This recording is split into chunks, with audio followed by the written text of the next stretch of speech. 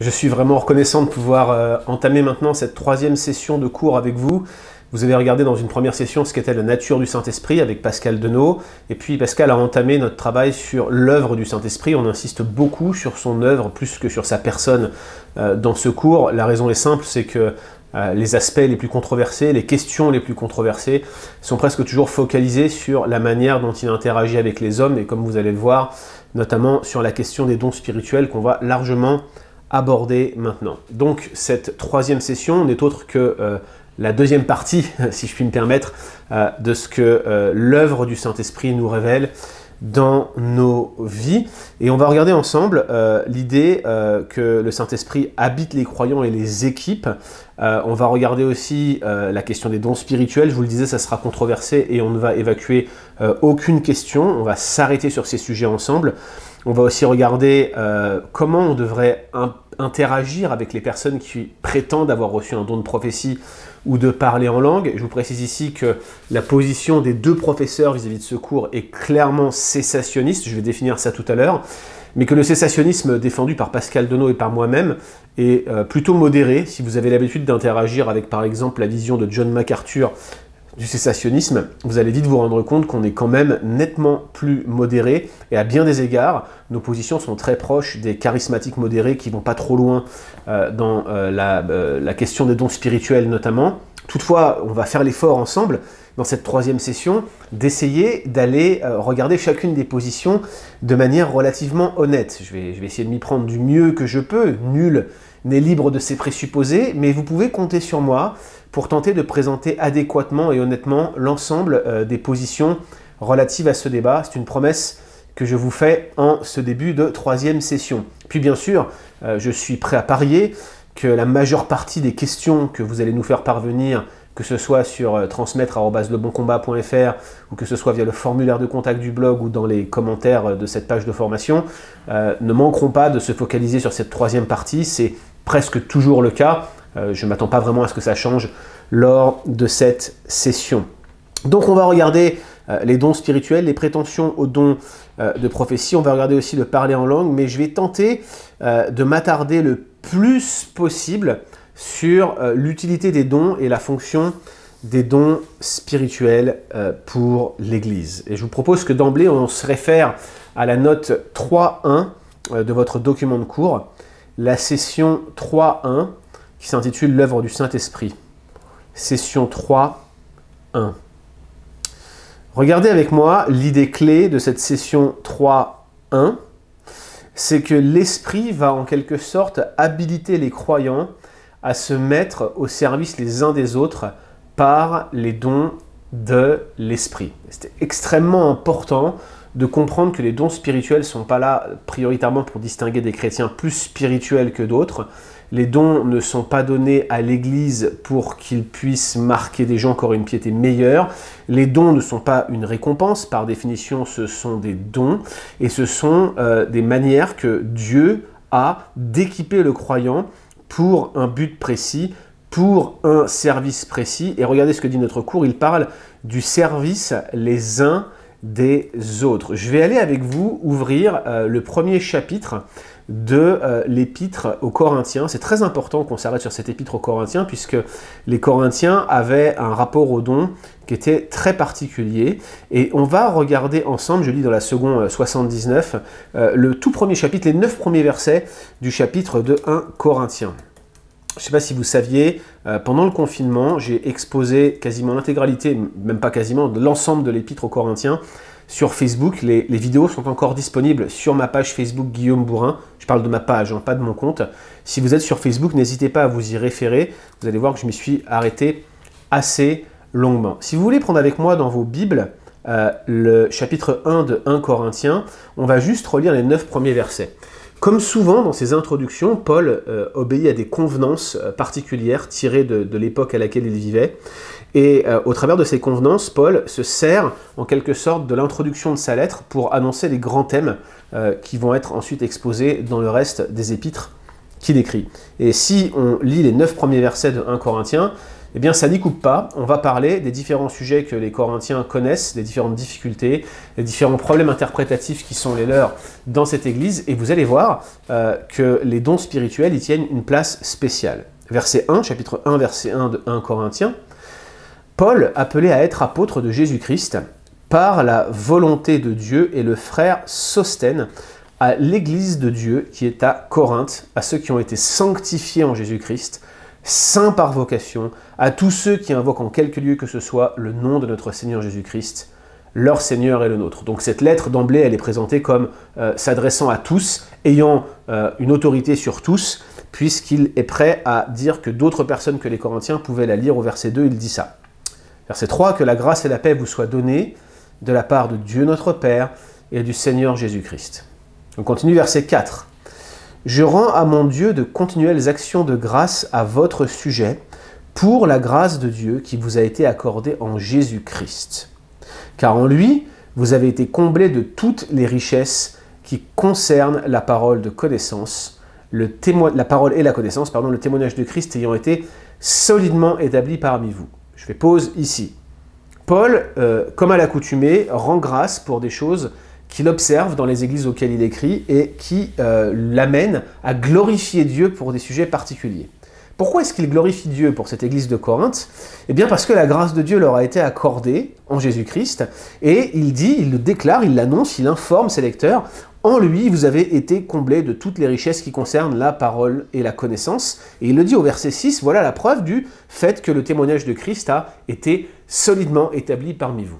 Quels sont ces éléments de preuve qui amènent Paul à penser que les Corinthiens ont été richement bénis et recouverts de la grâce de Dieu en quelque sorte? Eh bien, c'est le verset 7, de sorte qu'il ne vous manque aucun don dans l'attente où vous êtes de la manifestation de notre Seigneur Jésus.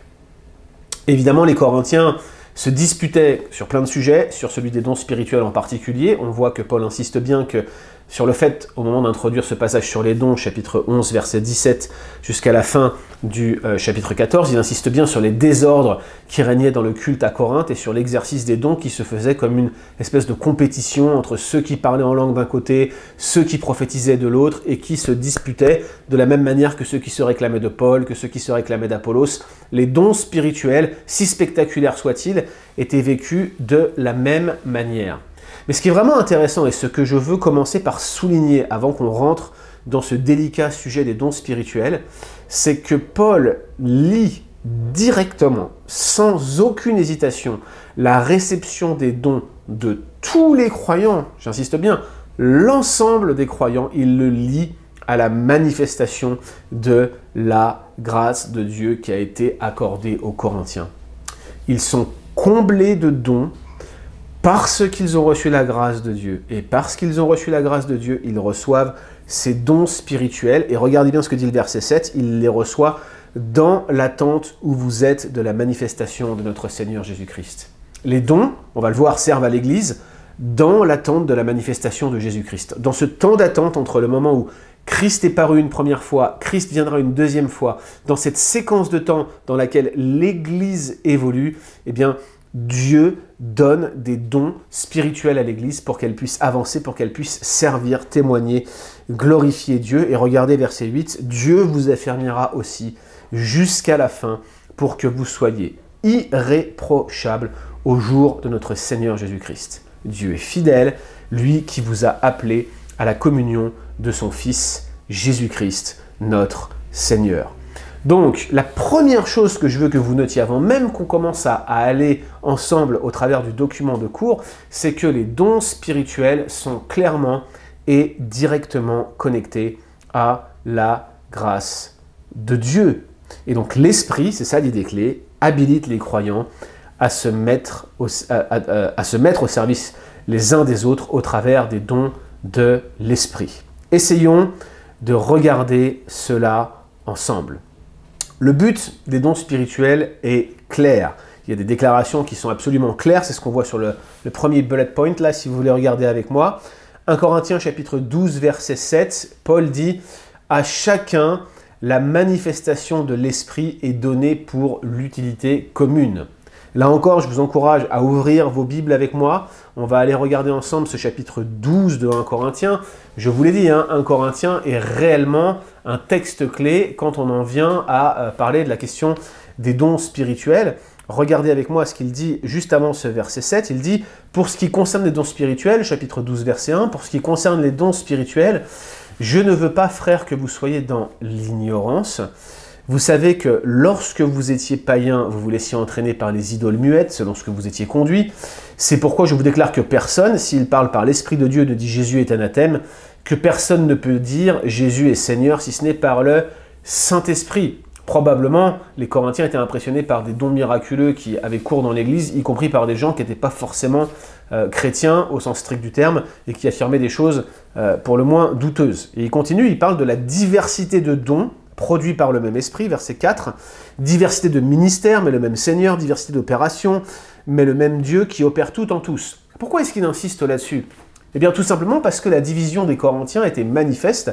Il traite de ces désordres lors du culte à partir de 1 Corinthiens 11, verset 17, je vous le disais, et tout au long de son traitement des dons spirituels de 11-17 à la fin du chapitre 14, eh bien Paul insiste, il dit il y a un certain nombre de problèmes, il y a un certain nombre de divisions dans la ville de Corinthe, dans l'église de Corinthe, et ces divisions ne reflètent pas les dons spirituels qui sont donnés par le Saint-Esprit. Clairement, pour Paul, il y avait quelque chose qui n'allait pas, les Corinthiens utilisaient les dons d'une manière qui ne reflétait pas la nature de celui qui donne. Pascal a largement insisté sur le rôle de l'Esprit dans la Trinité divine, sur sa nature divine, sur tous ces éléments qui font du Saint-Esprit Dieu lui-même, une personne divine. Et maintenant qu'on a contemplé ces choses, on se rend compte que les Corinthiens agissaient comme si le Saint-Esprit était divisé et comme si les dons permettaient à l'un d'être plus fort que l'autre. Et certainement la question qui préside à ce traitement de l'apôtre Paul, les dons spirituels, ou plutôt le dysfonctionnement que Paul avait relevé, c'est que des Corinthiens prétendaient que certains dons étaient supérieurs aux autres, et a priori certains préféraient le parler en langue, d'autres préféraient la prophétie, et Paul, vous le savez, va leur montrer une voie par excellence, c'est l'amour. Et donc au verset 7, il veut leur expliquer ce que les dons de l'Esprit, la manifestation de l'Esprit a pour but. Il leur dit à chacun, la manifestation de l'Esprit est donnée pour l'utilité commune. Et il continue, il dit, en effet, à l'un est donné par l'Esprit une parole de sagesse, à un autre une parole de connaissance, selon le même Esprit, à un autre la foi, selon le même Esprit, à un autre le don de guérison, par le même Esprit, à un autre le don d'opérer des miracles, à un autre la prophétie, à un autre le discernement des esprits, à un autre la diversité des langues, à un autre l'interprétation des langues. Un seul et même Esprit opère toutes ces choses, les distribuant à chacun en particulier, comme il le veut. Donc, c'est Dieu qui donne les dons comme il le veut, et quand il donne les dons, c'est pas pour qu'on se divise ou qu'on rentre en compétition les uns avec les autres, il le donne pour l'utilité commune, bien plus pour l'édification de l'Église. C'est valable pour les dons, c'est aussi valable pour les différents ministères ou pour les rôles de la parole. Regardez ce que dit Éphésiens 4, versets 11 et 12 sur votre document de cours. Il a donné les uns et les autres, hein, il y a ici une contraction parce qu'on a voulu faire rentrer le verset dans le document de cours, il a donné pour le perfectionnement des saints en vue de l'œuvre du ministère et de l'édification du corps. Il a donné quoi? Les prophètes, les pasteurs docteurs, les évangélistes, bref, les personnes qui remplissent ce rôle dans l'Église que personnellement je prends non pas comme des fonctions au même titre que pasteur ou ancien, hein, mais réellement des ministères de la parole tels qu'ils sont connectés dans ce contexte. Donc les personnes qui sont données, les dons qui sont répandus, bref, sont envoyés souverainement par Dieu, selon sa volonté, selon son bon désir, pour l'édification de l'Église. C'est lui qui sait ce qui est le mieux pour l'Église, et il tient absolument à répandre les dons tels qu'ils doivent l'être pour la manifestation de la grâce de Dieu dans l'Église. 1 Pierre, chapitre 4, verset 10, dans un contexte où, surtout au chapitre 1, il a insisté sur le fait que les dons spirituels sont donnés souverainement par Dieu. Il le dit un peu plus loin, comme de bons dispensateurs des diverses grâces de Dieu, que chacun de vous mette au service des autres le don qu'il a reçu. Donc, c'est ça qu'il faut vraiment noter en premier lieu, et je ne cesserai d'insister là-dessus. Les dons sont tous donnés pour l'utilité commune, les dons sont tous donnés pour le service. Et vous allez voir que cette affirmation préalable, sur laquelle j'insiste autant, est extrêmement controversée dès qu'on touche au parler en langue, puisque Paul dit « celui qui parle en langue s'édifie lui-même ». Alors, est-ce qu'il y aurait un don qui serait pour l'édification personnelle, tandis que les autres dons seraient pour l'édification collective? C'est peu ou prou ce que les défenseurs du parler en langue dans les églises pentecôtistes affirment. Moi, je n'en suis pas convaincu, mais on va quand même présenter cette opinion tout à l'heure, rassurez-vous. Moi, je pense que Paul fait ici référence à des personnes à Corinthe qui parlent en langue et qu'il les critique en leur disant « Si vous faites ça dans l'église sans traduction, vous vous édifiez vous-même, vous ne vous servez pas des dons de la bonne manière, vous ne vous servez pas des dons pour édifier le corps. » C'est donc de l'ironie et ça respecte le flux rhétorique, en quelque sorte, que l'apôtre Paul utilise depuis le début du chapitre 12. Il n'y a pas de rapport minoritaire, il n'y a pas de don particulier qui servirait à l'édification personnelle. Réellement, les dons sont faits pour être mis au service les uns des autres. Et pour le cas spécifique du parler en langue, je vous promets qu'on s'y arrête dans quelques instants. Je sais que c'est ce que vous attendez, je sais que c'est ce que vous voulez. Ne vous inquiétez pas, on va le regarder ensemble, c'est promis. Bien, on a donc vu cet aspect fondamental des dons spirituels.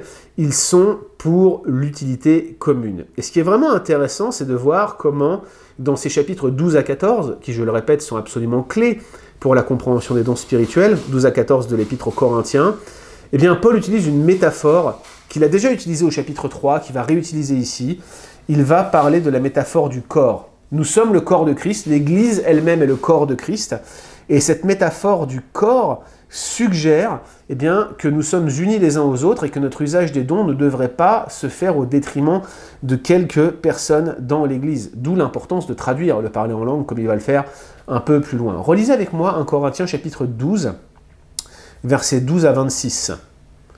1 Corinthiens chapitre 12, versets 12 à 26. Et regardez comment il insiste. On est encore dans le chapitre 12. Il vient d'insister sur l'utilité commune des dons spirituels. Et verset 12, il dit « Comme le corps est un, et il a plusieurs membres, et comme tous les membres du corps, malgré leur nombre, ne forment qu'un seul corps, ainsi en est-il de Christ. Nous avons tous en effet été baptisés dans un seul esprit, pour former un seul corps, soit juif, soit grec, soit esclave, soit libre.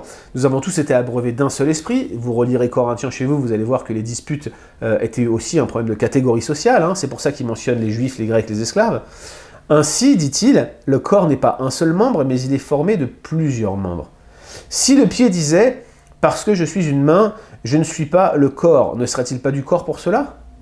Si l'oreille disait « parce que je ne suis pas un œil, je ne suis pas du corps », ne serait-elle pas du corps pour cela? Si tout le corps était œil, où serait l'ouïe? S'il n'était tout ouïe, où serait l'odorat? Maintenant, Dieu a placé chacun des membres du corps comme il l'a voulu. Si tous étaient un seul membre, où serait le corps? Maintenant donc, il y a plusieurs membres et un seul corps. L'œil ne peut pas dire à la main « je n'ai pas besoin de toi », ni la tête dire aux pieds « je n'ai pas besoin de vous », mais bien plutôt les membres du corps qui paraissent être les plus faibles sont nécessaires, et même ceux que nous estimons être les moins honorables du corps, nous les entourons d'un plus grand honneur. Ainsi nos membres les moins décents reçoivent le plus d'honneur, tandis que ceux qui sont les plus décents n'en ont pas besoin. Dieu a disposé le corps de manière à donner plus d'honneur à ceux qui en manquaient, afin qu'il n'y ait pas de division dans le corps, mais que les membres aient également soin les uns des autres. Et si un membre souffre, tous les membres souffrent avec lui. Si un membre est honoré, tous les membres se réjouissent avec lui. Paul, ici, coupe l'herbe sous le pied de ceux qui se glorifiaient d'avoir reçu un don au détriment des autres. On est vraiment dans le chapitre sur les dons spirituels. Il n'est pas simplement en train de parler de relations entre les personnes, mais de notre rapport aux dons communautaire, collectif dans l'Église. Il va reprendre cette métaphore en 1 Corinthiens 14, 3, 5, 1 Corinthiens 14, 12, 1 Corinthiens 14, 26, mais vous comprenez bien que le souci de Paul, c'est de montrer que même les dons qui nous paraissent les moins spectaculaires, les moins honorables, ceux qu'on aurait tendance à moins rechercher, comme par exemple le fameux don de libéralité, celui qu'on a pour la générosité par exemple, eh bien, ceux-là sont aussi des dons spirituels pour lesquels on devrait prier et pour lesquels on devrait appuyer les personnes qui le reçoivent. Alors, dans ces chapitres 12 à 14 de 1 Corinthiens, Paul va clairement et nettement insister sur des vertus, mais une en particulier, c'est l'amour. Si vous regardez bien, 1 Corinthiens 13 n'est pas simplement placé comme ça au hasard dans cette première épître aux Corinthiens. Paul veut réellement leur montrer une voie par excellence, et on va relire dans quelques instants la manière dont il arrive à 1 Corinthiens 13. Mais de manière sous-jacente, il y a aussi cette notion d'humilité pour lutter contre l'orgueil. Il insiste sur cette question dans l'épître aux Corinthiens. Le cours nous rappelle de lire Philippiens 2, 1, 11 pour nous montrer comment Jésus-Christ a montré un exemple d'humilité pour nous. Mais même si ce n'est pas écrit noir sur blanc que l'humilité est en jeu dans 1 Corinthiens 12 à 14, quiconque lit ce texte dans son contexte va rapidement se rendre compte que l'humilité est une vertu clé dans l'usage des dons spirituels. Si vous revenez au chapitre 12 de 1 Corinthiens, vous allez vite voir qu'à la fin du chapitre, verset 27, il va conclure cette belle métaphore du corps en rappelant que l'Église est le corps de Christ, que chaque chrétien de l'Église de Corinthe est membre du corps de Christ, et que Dieu a établi dans l'Église une espèce de hiérarchie avec les apôtres, les prophètes, les docteurs, et puis ceux qui ont le don des miracles, et puis ceux qui ont le don de guérir, de secourir, de gouverner, de parler diverses langues. Je ne pense pas que ça soit une hiérarchie d'autorité, mais plutôt une espèce de séquence de primauté, dans le sens où les apôtres sont venus en premier, et puis ensuite les prophètes ont parlé avec les apôtres, et puis également les docteurs sont ceux qui interprètent la parole révélée. Et puis on voit bien que ce qu'il dit, je veux dire, c'est la métaphore du corps trouve son prolongement ici. Tous sont-ils apôtres, verset 29, tous sont-ils prophètes, tous sont-ils docteurs, tous ont-ils le don des miracles, tous ont-ils le don de guérison, tous parlent-ils en langue, tous interprètent-ils. Les Corinthiens, sans doute, voulaient aspirer à des dons, étaient frustrés de ne pas les avoir, ou bien les mettaient en opposition, comme je le disais. Et Paul veut leur dire, vous vous trompez. C'est pas comme cela qu'il faut procéder, vous faites fausse route, vous devriez agir différemment, et il leur donne une consigne claire, il leur dit « Aspirez aux dons les meilleurs, et je vais encore vous montrer une voie par excellence. » Quelle est cette voie par excellence? Eh bien, c'est 1 Corinthiens chapitre 13, c'est l'amour.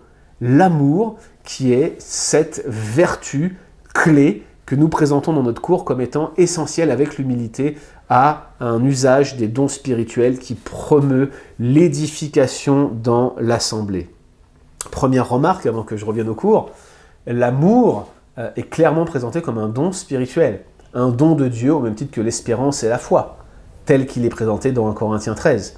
L'amour est la manifestation de l'œuvre de Christ dans nos vies.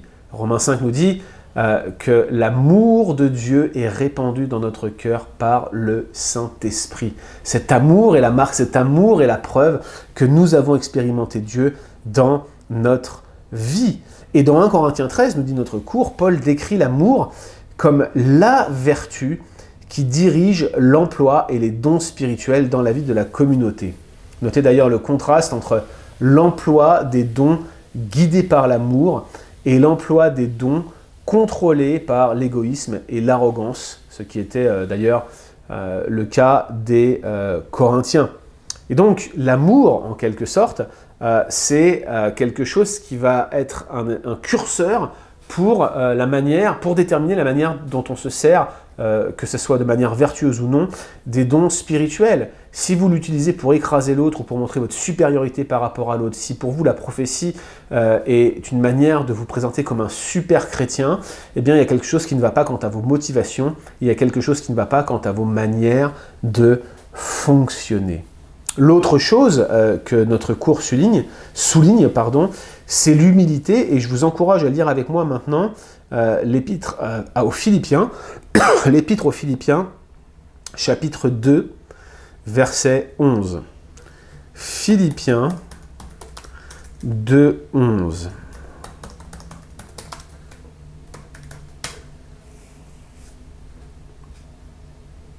De 1 à 11, pardon, je vous prie de m'excuser.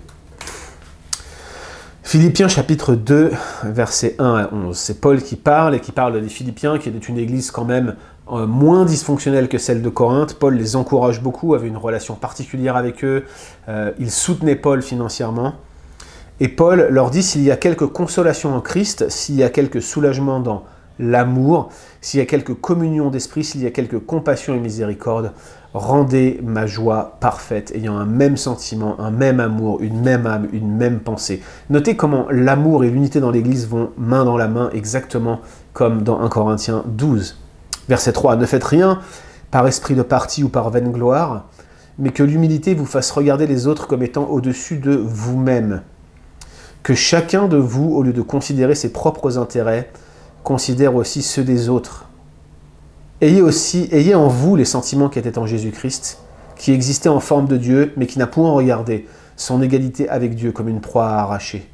Mais il s'est dépouillé lui-même en prenant une forme de serviteur, en devenant semblable aux hommes, et il apparut comme un vrai homme.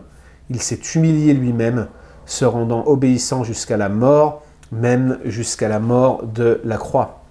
C'est pourquoi aussi Dieu l'a souverainement élevé et lui a donné un nom qui est au-dessus de tout nom, afin qu'au nom de Jésus, tout genou fléchisse dans les cieux et sur la terre et sous la terre, et que toute langue confesse que Jésus-Christ est Seigneur à la gloire de Dieu le Père.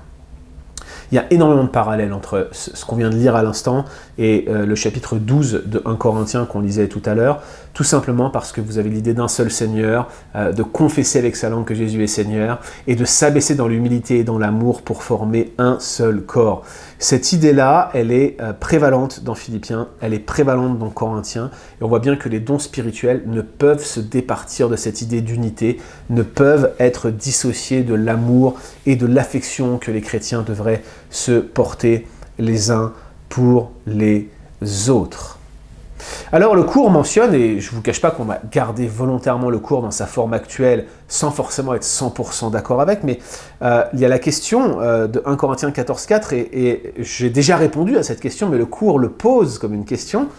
Les dons peuvent-ils avoir l'effet indirect d'édifier les autres quand une personne s'édifie seule? La question, elle est pour votre réflexion personnelle, chers amis. 1 Corinthiens 14,4, celui qui parle en langue s'édifie lui-même. Je vous ai déjà donné ma réponse.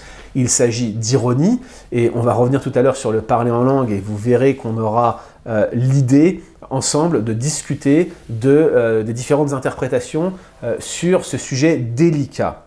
Là où je voudrais vous amener, c'est que je vous ai présenté ma position, vous n'êtes pas obligé d'y adhérer, cela va de soi, je suis là aussi pour vous aider à réfléchir et pas pour être votre directeur de conscience, puis vous avez un cerveau, vous avez un cœur, vous savez évaluer les données qui vous sont présentées, mon but est que vous réfléchissiez, je ne suis pas en mesure de vous convaincre, quand bien même j'aurai toute la vérité, et comme je le dis toujours pour ceux qui me connaissent, de toute façon au ciel, tout le monde verra que j'avais raison, je plaisante, vous savez bien, c'est une blague. Néanmoins, la question se pose. Quel que soit votre avis sur l'actualité ou non du parler en langue, vous devez répondre à cette question. Comment Paul en arrive-t-il à parler d'un don qui édifierait les personnes elles-mêmes, un don qui serait pour l'auto-édification, quand il vous dit un peu plus tôt que tous les dons sont pour l'édification collective? C'est une question d'interprétation, c'est une question de l'argumentation de Paul, du flux rhétorique, c'est-à-dire de sa logique d'argumentation qu'on a depuis 1 Corinthiens chapitre 12, c'est l'un des points où vous devez répondre, quelle que soit votre position. Vous devez être capable d'articuler ce qu'il dit en 1 Corinthiens 12 et ce qu'il dit en 1 Corinthiens 14,4. C'est de l'interprétation basique.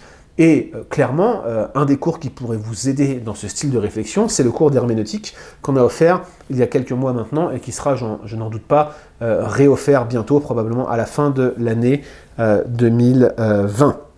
Donc, c'est une question qu'on soulève à ce stade, je vous ai déjà donné ma réponse, mais on va y revenir, sachez-le bien, on va y revenir dans quelques instants, au moment où nous allons discuter ensemble du parler en langue.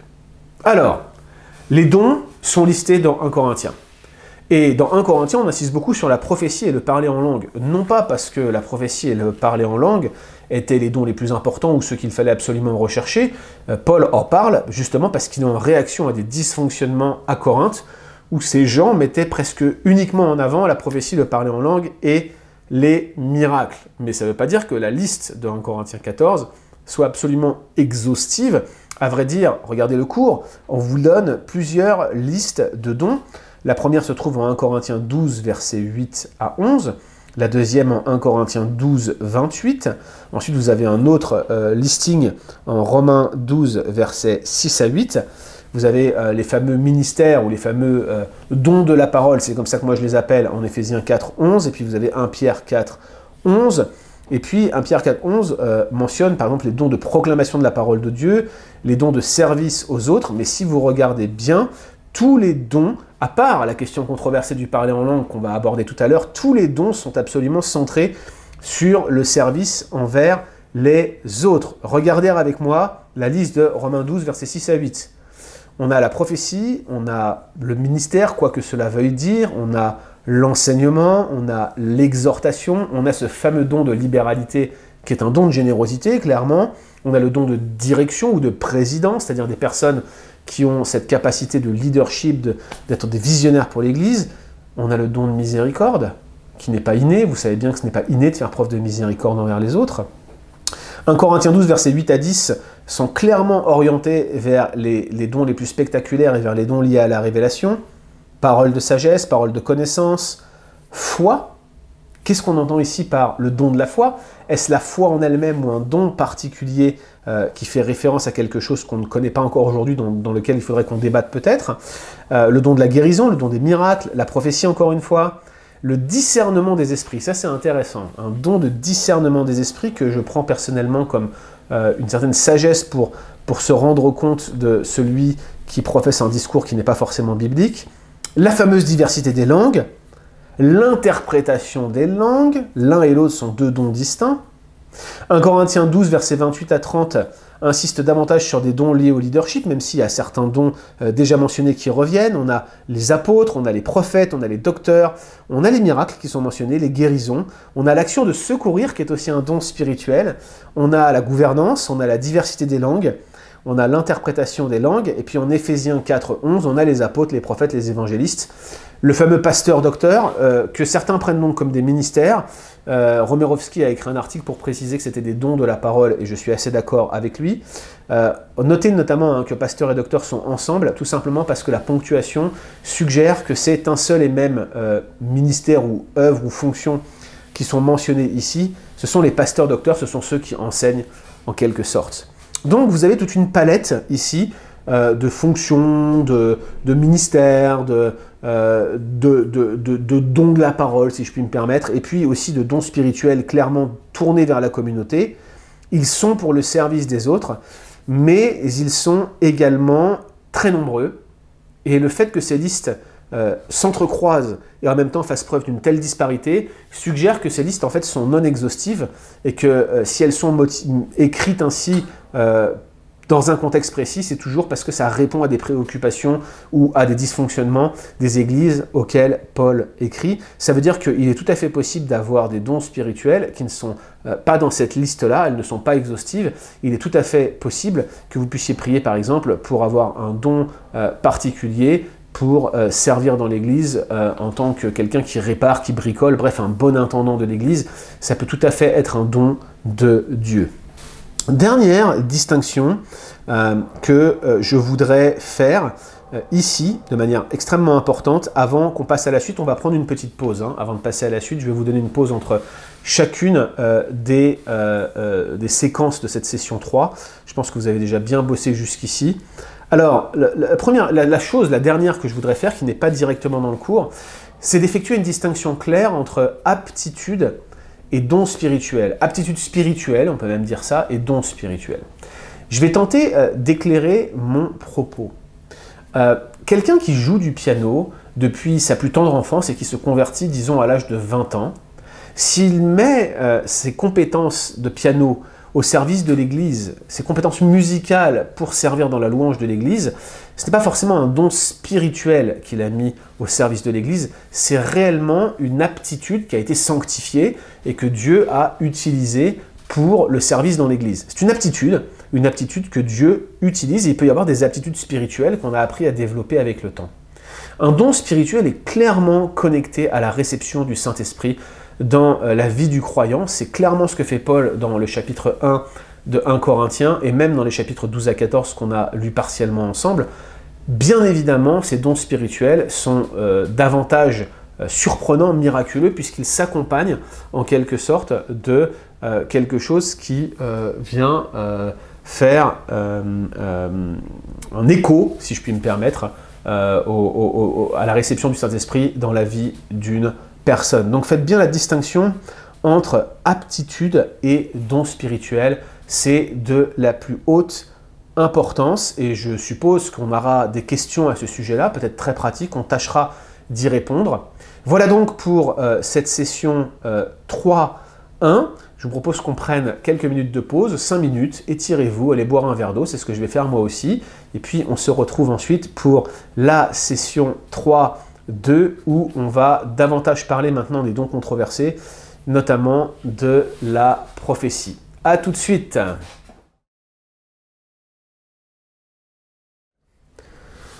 Voilà, j'espère que la pause pour vous a été bonne. On reprend ensemble pour la suite de ce cours intensif sur la théologie et la doctrine du Saint-Esprit. Et on a tout à l'heure parlé des dons spirituels. On a insisté sur le fait que ces dons spirituels étaient avant tout donnés pour l'utilité commune.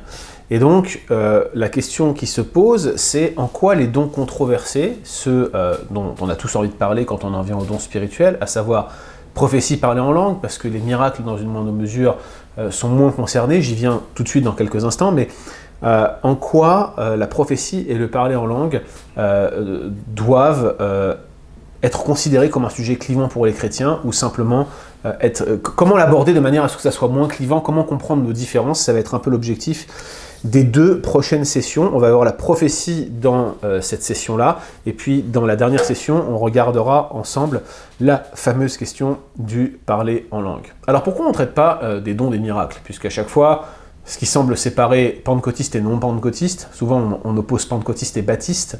À mon avis, c'est une erreur d'opposer pentecôtiste et baptiste, tout simplement parce qu'il y a des baptistes charismatiques, des baptistes qui sont plus proches des pentecôtistes que certains non charismatiques. Pourquoi on ne parle pas des miracles? Puisque c'est l'un des fameux sujets qui opposent pentecôtistes et non pentecôtistes. Alors c'est sûr que des personnes comme moi dans les milieux baptistes sont parfois un peu frileuses face au très grand nombre de miracles qui sont avancés dans certains milieux pentecôtistes, pas dans tous. On les regarde parfois avec scepticisme, comme on regarde parfois aussi les miracles de l'Église catholique, pour être franc. La question des miracles, elle se pose, mais je crois que personne, y compris dans les cercles cessationnistes comme nous défendons cette thèse, alors Pascal et moi, personne en réalité ne conteste que Dieu fasse des miracles et fasse encore des miracles. Je pense qu'il est important qu'on se souvienne que si vous êtes là aujourd'hui, si vous êtes né de nouveau, si vous appartenez au Seigneur, si vous servez le Seigneur, eh bien vous êtes l'objet vous-même d'un miracle. Il n'y a pas de plus grand miracle sur cette terre que l'acte créateur par lequel Dieu fait de vous une nouvelle créature. Et donc, puisque nous sommes plusieurs nouvelles créatures rassemblées aujourd'hui, nous sommes nous-mêmes le fruit d'un puissant miracle. Dieu fait encore des miracles, à commencer par la conversion des gens. Dieu guérit encore. Alors bien sûr, la question du don des miracles se pose. Et c'est un bon complément avec ce qu'on a dit en session 1. Dans quelle mesure un miracle ponctuel peut obéir à une logique de don?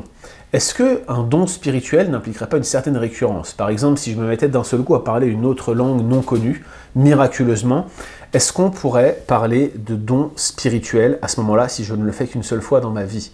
J'ai un acte miraculeux, est-ce que ça veut dire que j'ai reçu un don puisque ça ne m'arrivera qu'une seule fois au cours de mon existence? J'en doute, je crois que le principe du don spirituel implique une certaine récurrence. Ceux qui avaient reçu le don de prophète étaient habitués à la prophétie et, on va le voir également, maîtrisaient leur don. Et c'est important de le rappeler, c'est important de le souligner. Ce n'était pas un phénomène extatique, que ce soit la prophétie ou le parler en langue. Ils étaient au contrôle de leur capacité à produire des paroles de la part de l'Éternel. Et ce contrôle, Paul leur demande de l'exercer, notamment dans les chapitres 12 à 14. Alors, on va regarder ensemble cette question de la prophétie maintenant. Et l'idée clé de ce cours, quel que soit votre arrière-plan, quel que soit le type d'église dans laquelle vous avez eu l'habitude d'évoluer, les prétentions au don de prophétie devraient être traitées très prudemment. C'est pas parce que quelqu'un vous dit qu'il est prophète qu'il l'est réellement. Souvenez-vous de l'Ancien Testament, souvenez-vous des faux prophètes. Je prêchais dimanche dernier sur Jérémie 29, 11, et dans le contexte, Dieu met en garde contre les faux prophètes. Juste le chapitre d'avant, Jérémie a à interagir avec un faux prophète qui s'appelle Anania, qui prophétise la fin de l'exil, et Dieu lui dit « t'es un faux prophète ». Donc, les prétentions au don de prophétie devraient être traitées très prudemment, quel que soit le type du milieu dans lequel vous êtes. On va séquencer pour les besoins de ce cours, vous allez comprendre pourquoi, la prophétie entre celle qui est faite dans l'Ancien Testament et cette prophétie du Nouveau Testament. Il n'y a aucun désaccord sur la prophétie dans l'Ancien Testament, ou presque. Il y a des désaccords structurels sur l'émergence du prophétisme, sur la place des prophètes. Bref, entre spécialistes de l'Ancien Testament, on débat de ces questions-là, mais il n'y a pas vraiment de désaccord sur la notion de prophétie en elle-même. On sait que les prophètes et la prophétie faisaient des choses qui se rapportent à une parole délivrée directement de Dieu. Ça ne souffre d'aucune contestation. C'est sur le Nouveau Testament qu'on peut avoir des désaccords. Donc regardons ensemble la nature de la prophétie dans l'Ancien Testament. Et on a ce texte de Deutéronome 18, 17, 22 qui mérite qu'on s'y arrête. Deutéronome 18, versets 17 à 22.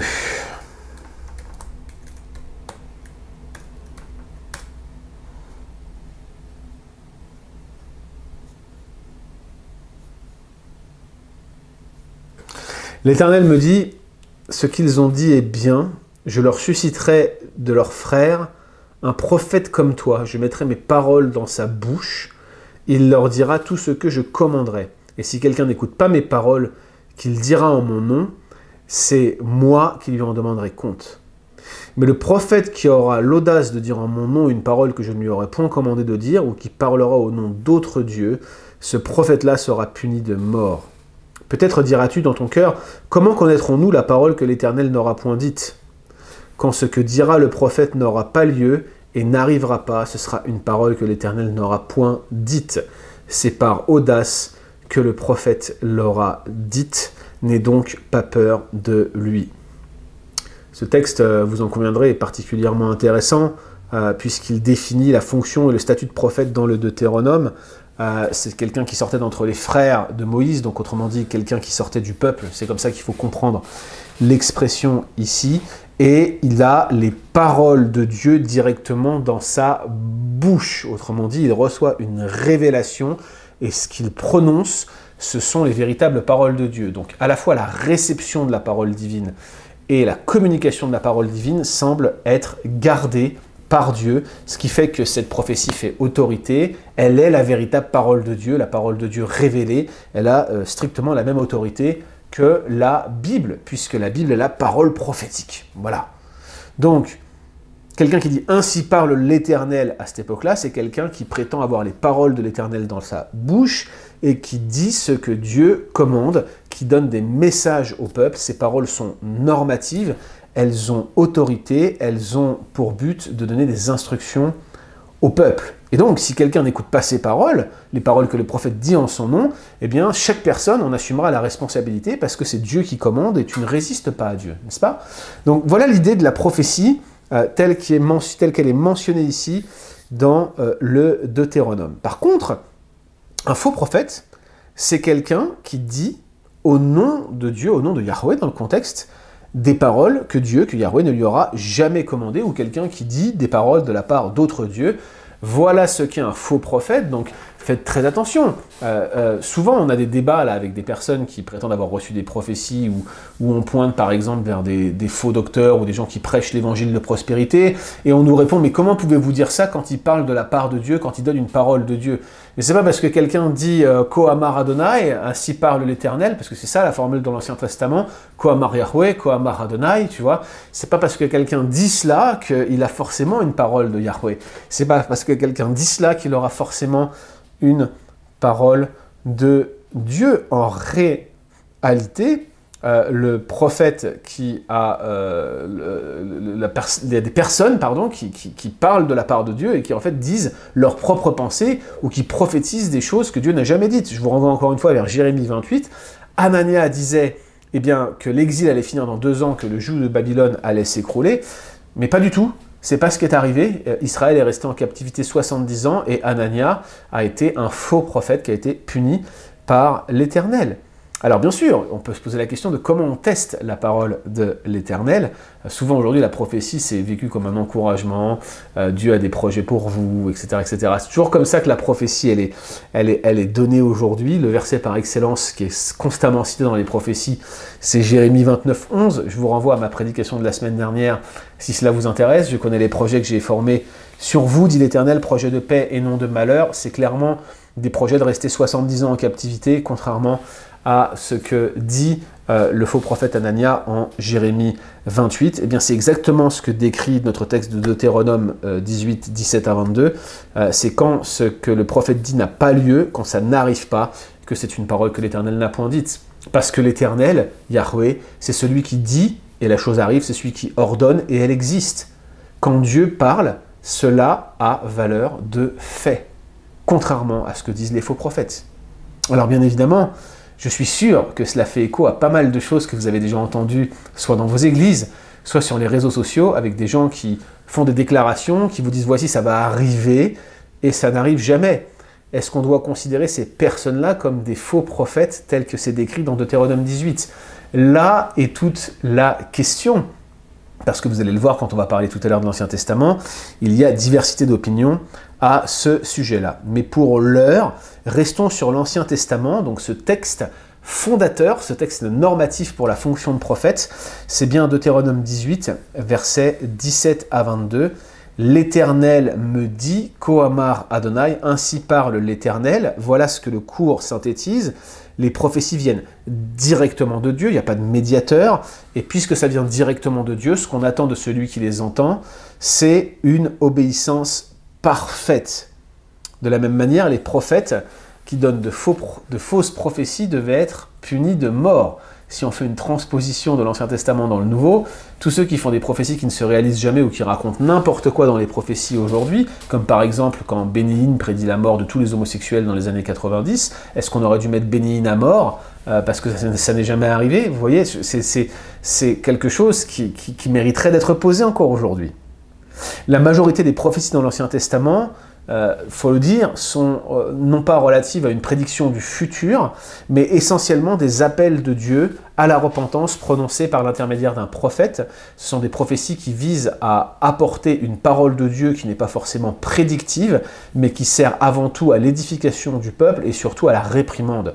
L'écrasante majorité des prophéties dans l'Ancien Testament sont des réprimandes, sont constituées par des personnes, des prophètes, qui parlent au nom de Dieu pour reprendre leur peuple.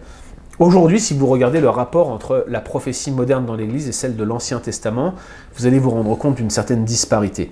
Souvent, les prophéties, on prétend qu'elles viennent de Dieu, mais très rarement, elles appellent forcément à l'obéissance. Elles sont souvent faites dans des termes très vagues.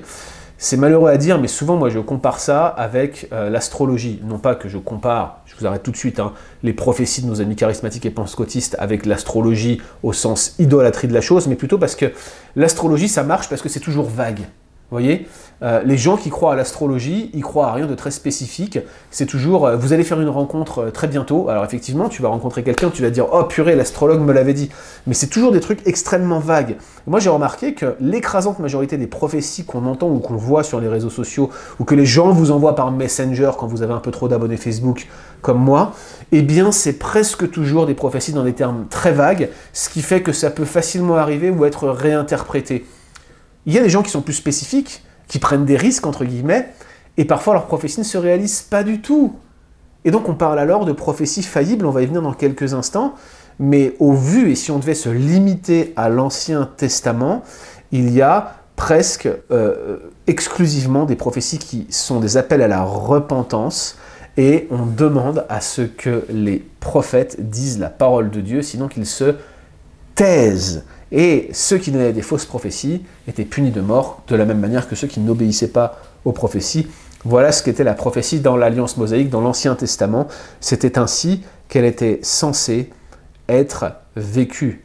C'est certainement quelque chose sur lequel vous aurez de nombreuses questions, Mais en tout cas, c'est ainsi que l'Ancien Testament traite de la prophétie, et tout ce qu'on voit, les livres prophétiques, mais aussi les prophètes qui nous sont dévoilés, et les faux prophètes qui nous sont dévoilés dans les livres historiques, un roi de rois, un chronique de chroniques, même un de Samuel, Juge, Ruth, tous ces textes-là nous donnent une image de la fonction de prophète qui est tout à fait conforme à ce qu'on lit dans Deutéronome 18, versets 17 à 22. Bref, certainement vous aurez des questions à ce sujet-là. Mais ça se corse quand on en arrive au Nouveau Testament. Et c'est là que la question du cessationnisme ou du continuationnisme se pose. Alors je vais être franc avec vous, j'ai longuement hésité entre ces deux positions dans les 5 premières années de ma vie chrétienne. J'ai jamais été charismatique, j'ai jamais fréquenté d'église pentecôtiste, j'étais plutôt dans une église baptiste un peu fondamentaliste, pas vraiment réformée, ce qui constitue plutôt le cœur de mes convictions aujourd'hui, mais j'avais clairement des pasteurs qui nous refusaient de fermer la porte à l'existence de la prophétie et du parler en langue. Ils n'aimaient pas qu'on puisse dire que Dieu ne peut plus. Bon, il est évident que les cessationnistes ne disent pas « Dieu ne peut plus ». Il y a une différence entre dire « Dieu ne fait plus », Dieu choisit volontairement de ne plus procéder de cette manière. Ça ne veut pas dire que Dieu ne pourrait pas procéder de cette manière. Ce n'est pas la capacité de Dieu qui est en jeu, c'est réellement c'est son mode d'action. Mais la question qui se pose, c'est comment considérer les prophéties dans le Nouveau Testament ?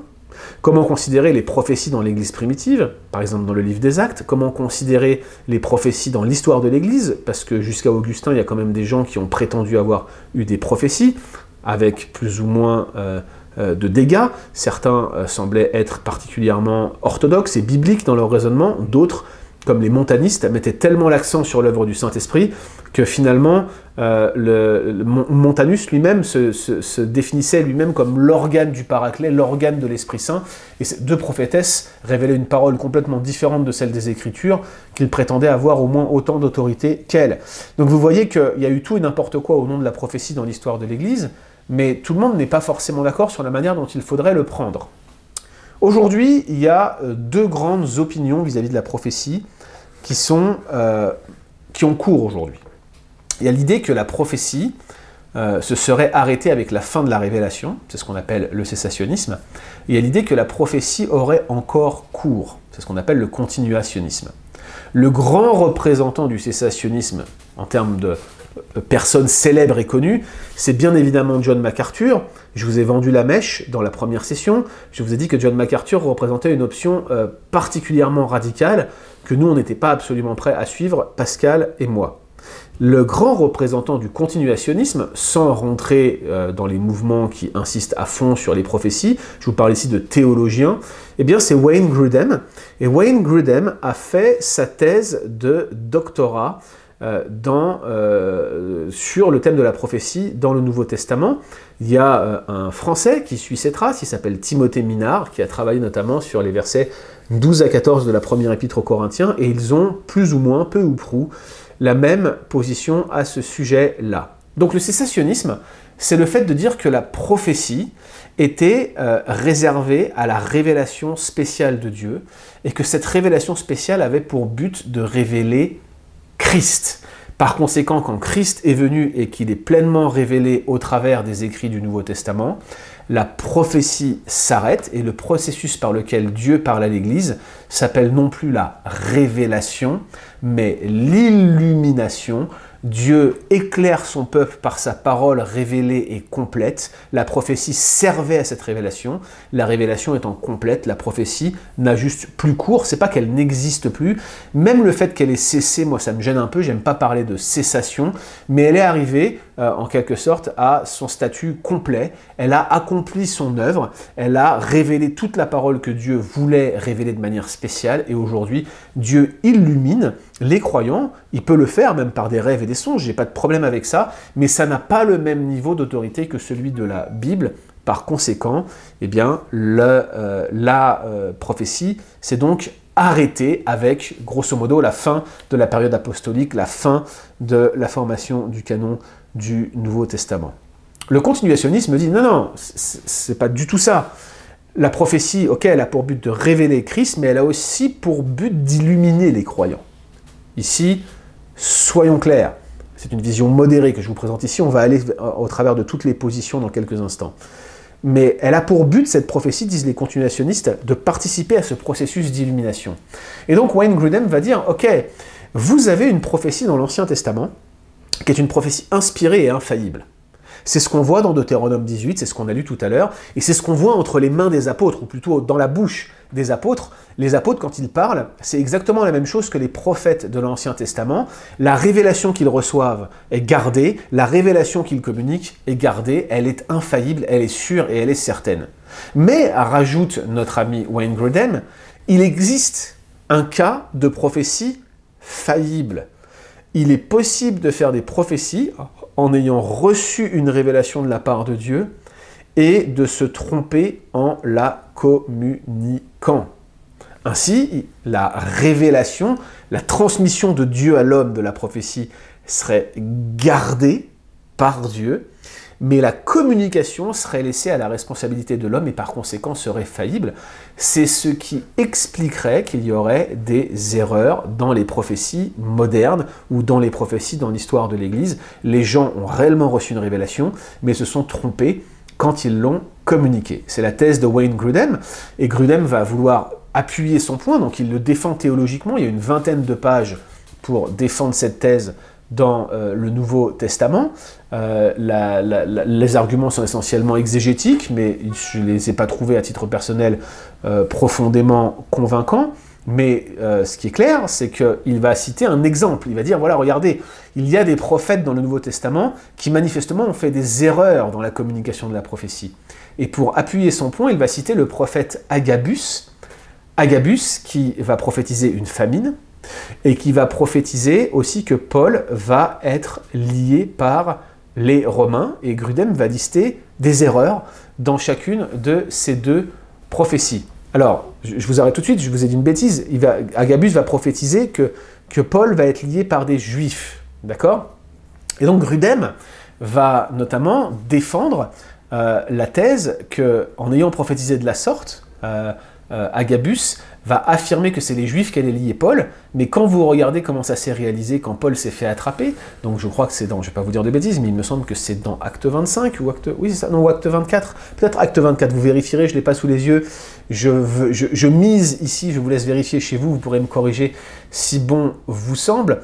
Agabus, donc prophétise qui va être lié par les Juifs, et en fait c'est les Romains qui vont le lier. Alors, pour Grudem, clairement, puisque ce sont les Romains qui l'ont lié et non pas les Juifs comme dans la prophétie d'Agabus, c'est bien la preuve que sa thèse est juste, et donc la prophétie est faillible dans l'Ancien Testament. Donc je synthétise la thèse de Grudem. La prophétie dans l'Ancien Testament, elle est inspirée dans sa transmission, elle est inspirée et infaillible dans sa communication. Ce que disent les prophètes, ce sont les véritables paroles de Dieu.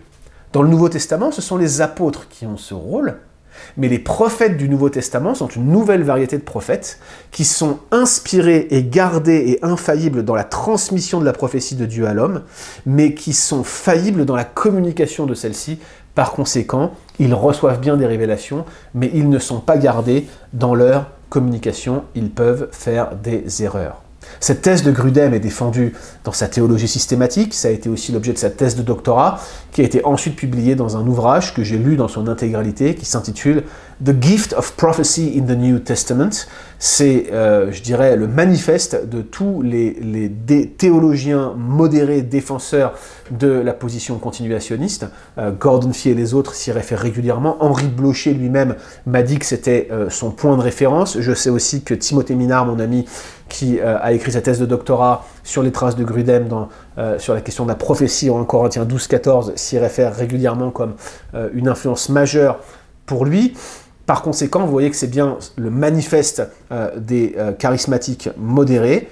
Pour ma part, c'est en lisant ce livre que je suis devenu pleinement cessationniste. Je n'ai jamais été convaincu par cette thèse. Néanmoins, l'ouvrage est à votre disposition et je vous encourage à le lire, car c'est probablement l'une des meilleures défenses qui existent. Vous pouvez aussi écrire à Timothée Minard, et peut-être il pourra vous indiquer des ouvrages en français à ce sujet-là.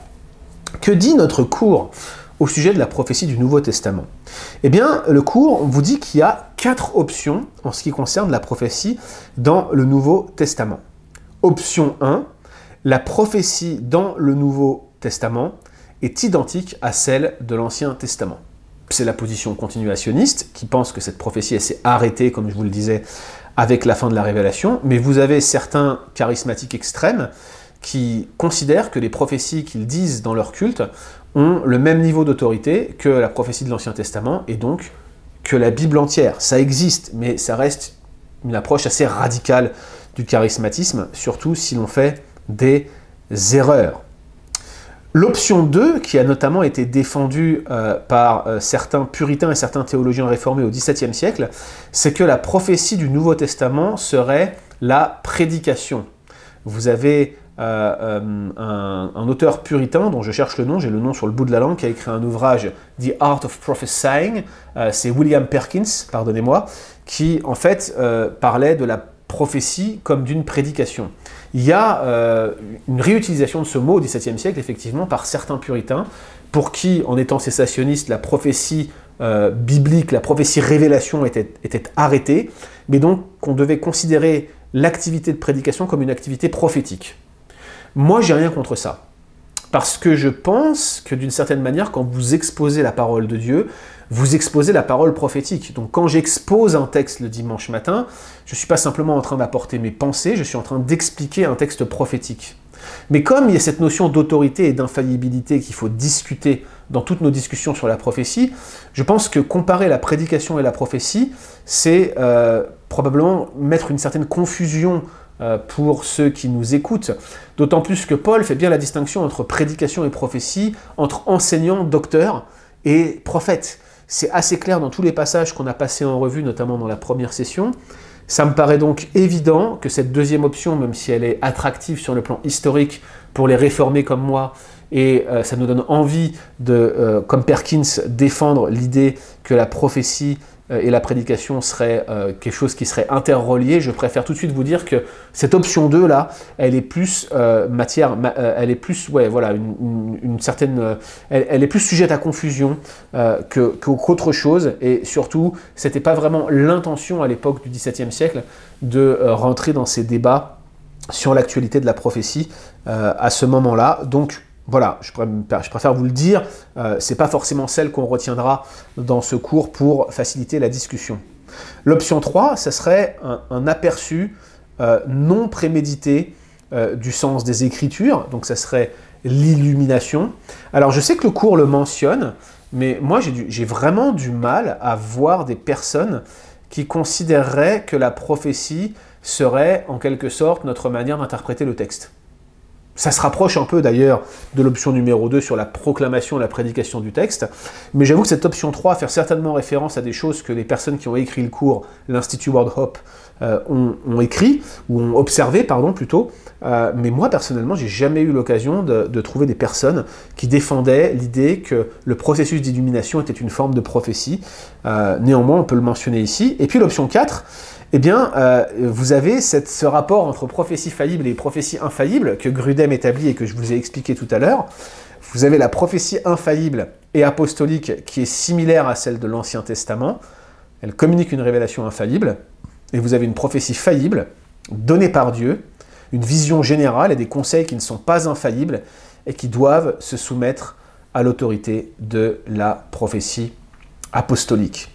Donc on y revient, hein, si on neutralise un peu ces options 2 et 3 du cours, qui sont à mon sens des façons de parler qui sont plus confusantes qu'autre chose, ou qui prêtent davantage à confusion qu'autre chose. Excusez-moi, je suis en train d'utiliser des expressions québécoises, vous voyez que je m'intègre bien à Montréal, pendant que j'enregistre ce cours à Montréal. D'ailleurs, il nous reste finalement au final les options 1 et 4, et on en revient à ces deux grandes positions. Le cessationnisme, qui voit cette unité prophétique d'une parole communiquée par Dieu de manière infaillible, et ensuite qui est communiquée par l'homme également de manière infaillible. Transmission et communication sont infaillibles. Et puis vous avez l'idée d'une distinction entre deux prophéties dans le Nouveau Testament, c'est l'option suivie par Wayne Grudem, avec une prophétie apostolique infaillible, pleine d'autorité, et une prophétie faillible qui donne des conseils qui ne sont pas infaillibles et qui doivent se soumettre à l'autorité de la prophétie apostolique. C'est la manière pour Grudem, en quelque sorte, de dire « Regardez tous les prophètes qu'on a dans l'Église aujourd'hui, c'est normal s'ils se trompent, ça peut arriver, et leur prophétie, dans tous les cas, doit être soumise à la révélation biblique. Alors, qui défend un peu ces différentes thèses? J'ai cité MacArthur dans sa version extrême tout à l'heure pour le cessationnisme. Mais pour le cessationnisme, si vous voulez des penseurs, par exemple, depuis la Réforme, Jean Calvin était cessationniste, objectivement, un cessationnisme modéré, concentrique, ça s'appelle, et nous on se réclame de ce cessationnisme-là, et je pense que la plupart des théologiens réformés l'étaient aussi, la plupart des puritains, si ce n'est... Alors, je corrige ce que je viens de dire, l'intégralité des puritains étaient cessationnistes, malgré ce que Grudem et Piper essayent de faire dire. Effectivement, certains puritains, et Spurgeon aussi, croyaient à une forme de possibilité d'avoir de la préscience, de prédire l'avenir, mais jamais Spurgeon ou les puritains n'ont appelé ça de la prophétie. D'ailleurs, je vous précise que moi-même, en tant que cessationniste, je considère que Dieu peut nous indiquer des choses futures et nous donner une forme de préscience, mais encore une fois, je n'associe pas nécessairement ça à de la prophétie. Je vous rappelle que la prophétie, c'est avant tout la communication d'une parole de Dieu, et que l'écrasante majorité des prophéties dans la Bible, notamment dans l'Ancien Testament, sont des oracles de jugement, et dans le Nouveau Testament, des prophéties qui se rapportent à Christ lui-même. C'est comme ça que la prophétie est traitée. Alors,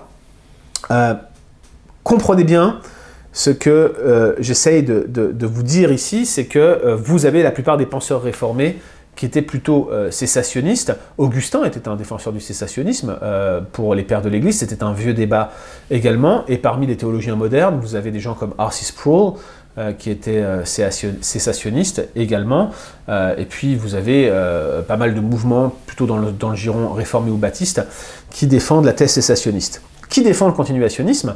Eh bien, une grande partie du mouvement New Calvinist, les jeunes calvinistes. Par exemple, typiquement John Piper adhère sans réserve à la position de Wayne Grudem. Je vous ai mentionné également Wayne Grudem. Vous avez aussi des personnes, je crois, comme, je ne veux pas vous dire de bêtises, mais il me semble que des personnes comme... je ne crois pas que Al Mohler soit... Je crois qu'Al Mohler est cessationniste, de même que Kevin DeYoung, pour sûr. Vous devez avoir des gens comme Tabitha Anyabwile ou des gens comme ça de Gospel Coalition qui défendent cette thèse. Don Carson a écrit sur le sujet, notamment, je crois que c'était un travail de master, si ma mémoire est bonne, qu'il a réactualisé ensuite, Showing the Spirit, qui travaille sur 1 Corinthiens 12 à 14. Gaëtan Brassard, avec qui j'avais déjà fait ce cours précédemment en présentiel, se référait beaucoup à cet ouvrage. Bref, vous voyez qu'il y a du beau monde dans les deux camps. Donc les deux positions sont défendues par des gens tout à fait honorables, et donc il convient d'évaluer les différents arguments. J'ai voulu vous présenter les deux versions ici. Sachez que ça va s'appliquer aussi sur la question du parler en langue. Alors, passons en revue, et je trouve que ça c'est assez bien fait dans le cours qu'on a sous les yeux, passons en revue des arguments pour la distinction entre la prophétie faillible et la prophétie infaillible. Et vous allez voir que pour chacun de ces arguments, il y a une réponse qui vous est proposée. Le but n'est pas de vous convaincre de ma position, pour autant je tiens absolument à être clair et à vous dire ce que je crois, il me semble que c'est une forme d'honnêteté intellectuelle, mais c'est intéressant que vous puissiez regarder les différents arguments qui sont ici mentionnés. On va les regarder un par un, et puis ça sera de la matière pour stimuler votre réflexion, à vous également, et je n'en doute pas, stimuler aussi les nombreuses questions que vous souhaitez nous envoyer. Regardons le premier argument. La religion grecque possède un large éventail de sens pour le mot prophète. C'est absolument vrai. Un prophète, tel que c'est utilisé dans la religion grecque, vous avez différents mots, différents sens qui sont employés. D'ailleurs, sachez que, vous savez, par exemple, la servante avec un esprit de python, je crois que c'était dans le livre des Actes, je vais regarder la référence exacte parce qu'on va arrêter l'approximation. Alors, le mot python, Puton, voilà, c'est dans Acte 16, c'est à Philippe. Cette servante avec un esprit de python, fait peut-être référence à un esprit de ventriloque, c'est ce que certains commentateurs estiment à cause de l'étymologie du mot, mais c'est aussi proche de cette capacité qu'avait la Pythie, l'oracle de Delphes, de deviner l'avenir, et donc probablement c'était une forme de divination, une forme de prophétie, telle qu'elle est décrite dans les chroniques grec. Donc il y avait un large éventail de mots pour le sens du mot prophète, ce qui nous permet de dire que dans le Nouveau Testament aussi, il faut s'attendre qu'avec un même mot, on puisse avoir une multitude de fonctions ou de sens, d'où l'idée d'une séparation possible entre prophétie faillible ou prophète faillible et prophète infaillible. La réponse me paraît être pleine de sens. Certes, on utilise des mots grecs pour communiquer une vérité, mais l'arrière-plan n'est pas du tout grec, on ne cherche pas à adapter les contextes prophétiques de la culture environnante. La notion de prophète telle qu'elle est défendue dans le Nouveau Testament bien dérive directement de l'Ancien Testament et pas de la culture qui l'entoure. C'est pas les mots qui sont importants, c'est le contexte dans lequel les mots sont exprimés. C'est jamais les mots eux-mêmes qui sont importants, c'est comment ils sont positionnés et comment ils sont perçus dans le contexte où ils sont communiqués. Le contexte est clairement hébraïque, et le fait que la religion grecque possédait un large éventail de sens pour le mot prophète n'est pas un argument très puissant, il faut le reconnaître. En Éphésiens 2:20, on devrait traduire prophète apostolique. Si vous voulez regarder avec moi ce verset d'Éphésiens 2:20, si on y arrive.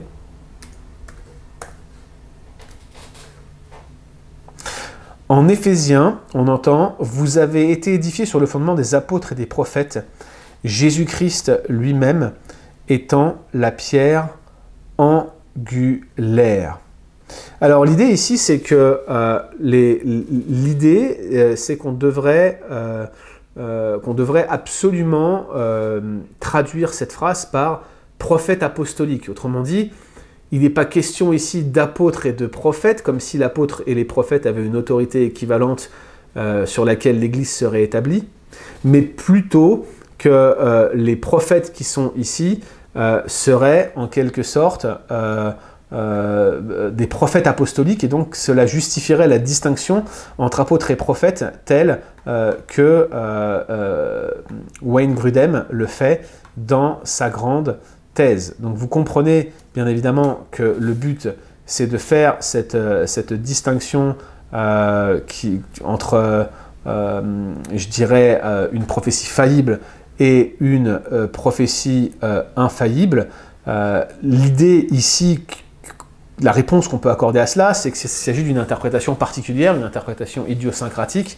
Autrement dit, que c'est un peu une manière de voir les choses qui est isolée, qui ne semble pas rendre compte de ce que dit le texte. À vrai dire, pour l'Église d'être édifiée sur le fondement des apôtres et des prophètes, les prophètes qui sont mentionnés ici sont probablement les prophètes de l'Ancien Testament. En tout cas, moi, c'est comme ça que je prends ce texte. C'est pour expliquer que l'Église est dans la continuité de l'œuvre de Dieu telle qu'elle a été faite dans le passé, et le fondement sur lequel elle s'appuie, eh bien, c'est ce que les apôtres leur disent, mais aussi les prophètes de l'Ancien Testament. Et il y a l'idée qu'il y a ces deux alliances, ces deux corpus, ancien et nouveau, qui sont ensemble à la fondation de l'Église. Et puis enfin, vous avez ces exemples de prophéties faillibles. J'en ai mentionné quelques-uns, mais on va les revoir chacun individuellement. Tout d'abord, vous avez des exemples de prophéties faillibles en Actes 11, 27, 28. On va le relire ensemble, hein. Je vais prendre le texte avec vous. Actes 11, 27, 28.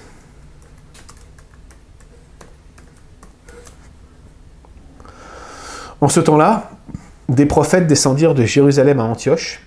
L'un d'eux, nommé Agabus, se leva et annonça par l'Esprit qu'il y aurait une grande famine sur toute la terre, et elle arriva en effet sous Claude.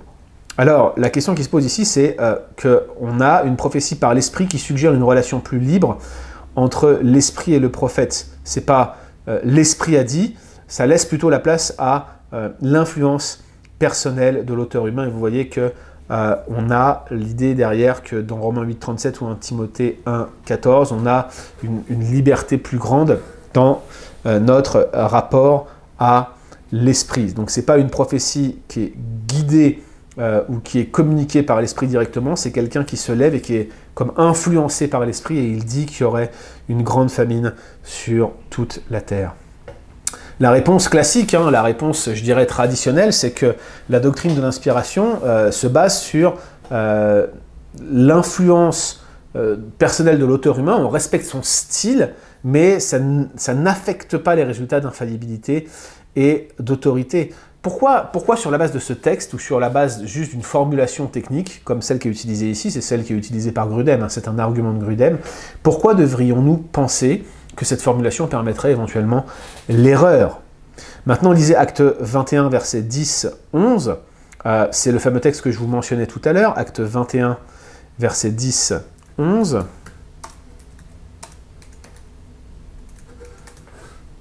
Je vais vous le relire. Comme nous étions là depuis plusieurs jours, un prophète nommé Agabus descendit de Judée. Il vint nous trouver, il prit la ceinture de Paul, se lia les pieds et les mains, et il dit « Voici ce que déclare le Saint-Esprit. L'homme à qui appartient cette ceinture, les Juifs le liront de la même manière à Jérusalem et le livreront entre les mains des païens. » Encore une fois, c'est le Saint-Esprit et non Dieu qui déclare, exactement comme on l'a souligné. Donc certains ont conclu qu'il y aurait une forme d'autorité moins grande. Et puis il y a deux petites erreurs. Les Juifs n'ont pas enchaîné et délivré Paul aux mains des païens. Ce sont les Romains qui l'ont enchaîné et qui l'ont ainsi sauvé de la main des Juifs. Mais encore une fois, j'ai l'impression, à titre personnel, qu'on essaye de couper les cheveux en quatre parce que ce sont bien les Juifs qui ont provoqué les circonstances qui ont eu pour effet de remettre Paul aux mains des Romains, de sorte que la prophétie n'est pas strictement erronée. D'ailleurs, si vous regardez la suite des événements après l'enchaînement de Paul, vous allez voir, on est actuellement en train de lire ça avec ma femme, que systématiquement, c'est les Juifs qui viennent l'accuser quand les Romains veulent le libérer, en quelque sorte. Donc, clairement, ici, il y a cette idée que les Juifs ont eu un rôle dans le fait que Paul soit lié. Ce qui est en jeu ici, c'est le niveau de précision du texte, mais absolument pas le niveau de précision de la prophétie. Très certainement, les auteurs n'anticipaient pas l'espèce de littéralisme qui prévaut pour déclarer que Agabus se serait ici trompé. Lisez avec moi Acte 19, versets 1 à 7. Acte 19, versets 1 à 7.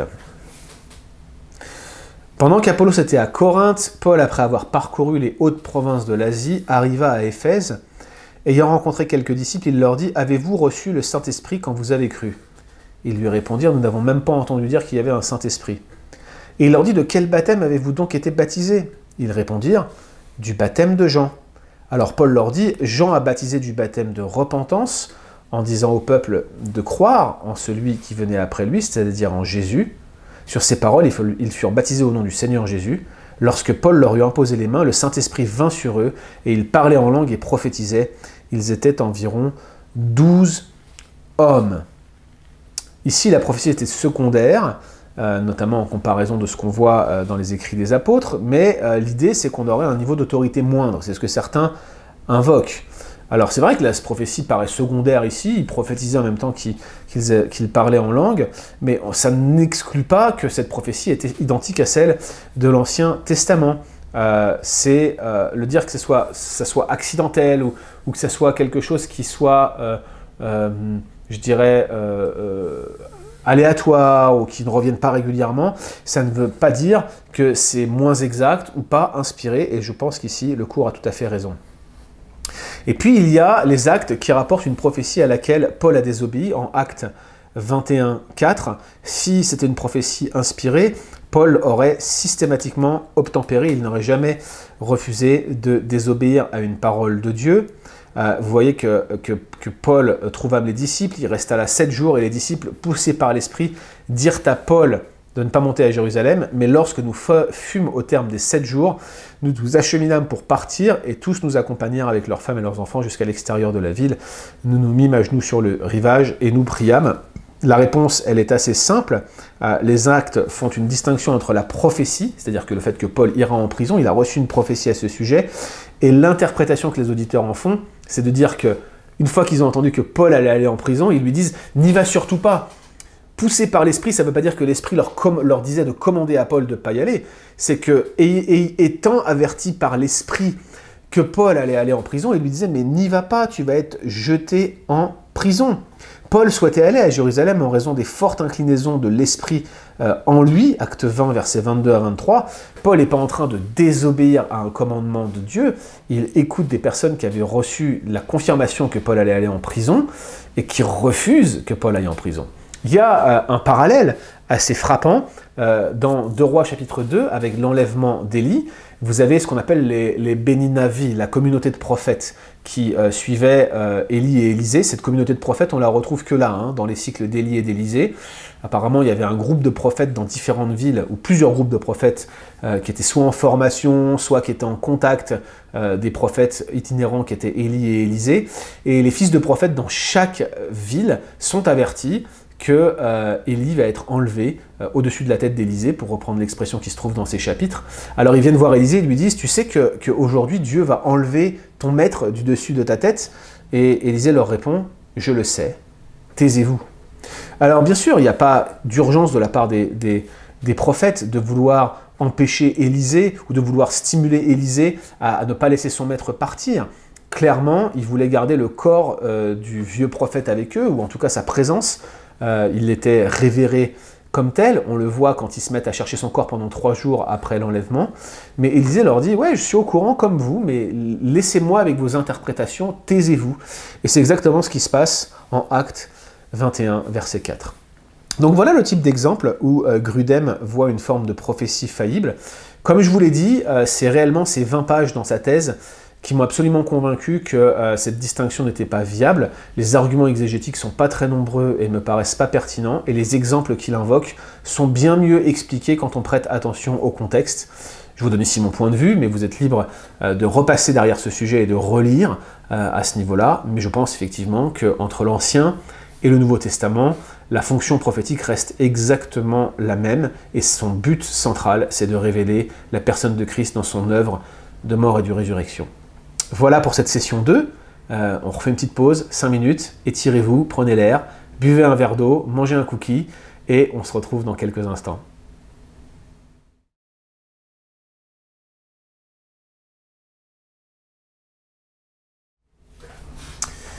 Voilà, j'espère que la pause fut bonne. On en vient maintenant à notre dernière session de ce cours de pneumatologie, et on va prendre un temps significatif pour vos questions. Donc c'est volontaire hein, qu'on ait raccourci un peu le temps de cours. Je vous le disais en introduction lors de la session 1, on sait que suivre en ligne c'est parfois un peu difficile, donc on essaye de condenser, puis on veut surtout interagir avec vos questions. On va consacrer au moins 1h30 hein, à la réponse de vos questions, donc continuez à nous les envoyer sur transmettre@leboncombat.fr ou via le formulaire de contact de notre blog. N'oubliez pas aussi que vous pouvez le faire via les commentaires. Alors on a parlé de la prophétie, on a parlé de l'utilité des dons spirituels. Évidemment, c'est très frustrant d'y passer aussi rapidement, mais il faut qu'on le fasse. Et maintenant, on va parler du dernier aspect controversé des dons spirituels, celui du parler en langue. Et les prétentions au parler en langue devraient être traitées très prudemment. Il y a des textes clés dans le Nouveau Testament, Acte 2, chapitre 4, Acte 2, 4, on pourrait même parler d'Acte 2 tout court, Acte 10, 26, Acte 19, 6, 1 Corinthiens 12 à 14. Vous savez que les exemples narratifs qu'on a de parler en langue se trouvent presque exclusivement dans le livre des Actes. J'attire votre attention que vous avez 10... peut-être 11 occurrences narratives de conversion, plutôt 10, ouais, parce que la 11e, on ne va pas la compter, on a 10 occurrences narratives de conversion qui sont utilisées dans le livre des Actes. Je vous encourage à les parcourir, vous allez voir que seule la moitié d'entre elles, même moins que la moitié d'entre elles, sont des personnes qui, en s'étant converties, ont parlé en langue. Il y a une fonction spécifique au parler en langue qu'il convient d'investiguer. Florent Varac en fait l'investigation dans son livre La foi charismatique, qui est actuellement en réédition. Et s'il est long à rééditer, c'est parce que le rééditeur est très long, et on ne dira pas qui c'est, mais en tout cas c'est long. Toujours est-il que Florent Varac en fait l'inventaire, et on se rend compte que le parler en langue intervient presque toujours dans des moments très précis pour marquer un temps particulier de l'histoire de la rédemption. Mais en tout cas, le point que je veux souligner, c'est que dans le livre des Actes, ce n'est pas tous ceux qui se convertissent qui parlent en langue, ce n'est pas tous ceux qui se convertissent non plus qui se font imposer les mains, ce n'est pas tous ceux qui se convertissent qui manifestent les mêmes signes. Il n'y a pas un mode opératoire répétitif dans le livre des Actes.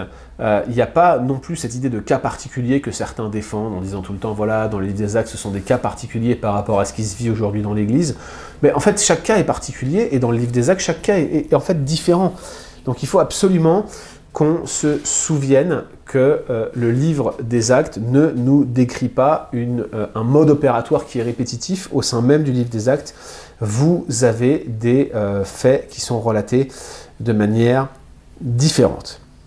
Alors, comprenez bien que le parler en langue ne sort pas d'un seul coup comme un lapin du chapeau du magicien. C'est pas quelque chose qui apparaît uniquement et exclusivement dans le Nouveau Testament. En réalité, il y a l'idée que le parler en langue, c'est quelque chose qui revient à plusieurs reprises dans la révélation. On va en faire le parcours dans la Bible, mais j'aimerais réellement attirer votre attention sur le fait que Paul enracine son propos sur le parler en langue dans 1 Corinthiens chapitre 12 à 14, dans le fait que ces langues existent depuis très longtemps et sont quelque chose qui a été révélé dès l'Ancien Testament. Laissez-moi faire un test avec vous, et je vais un peu m'amuser avec vous, j'ai le droit quand même, je suis prof, donc c'est moi qui m'amuse là.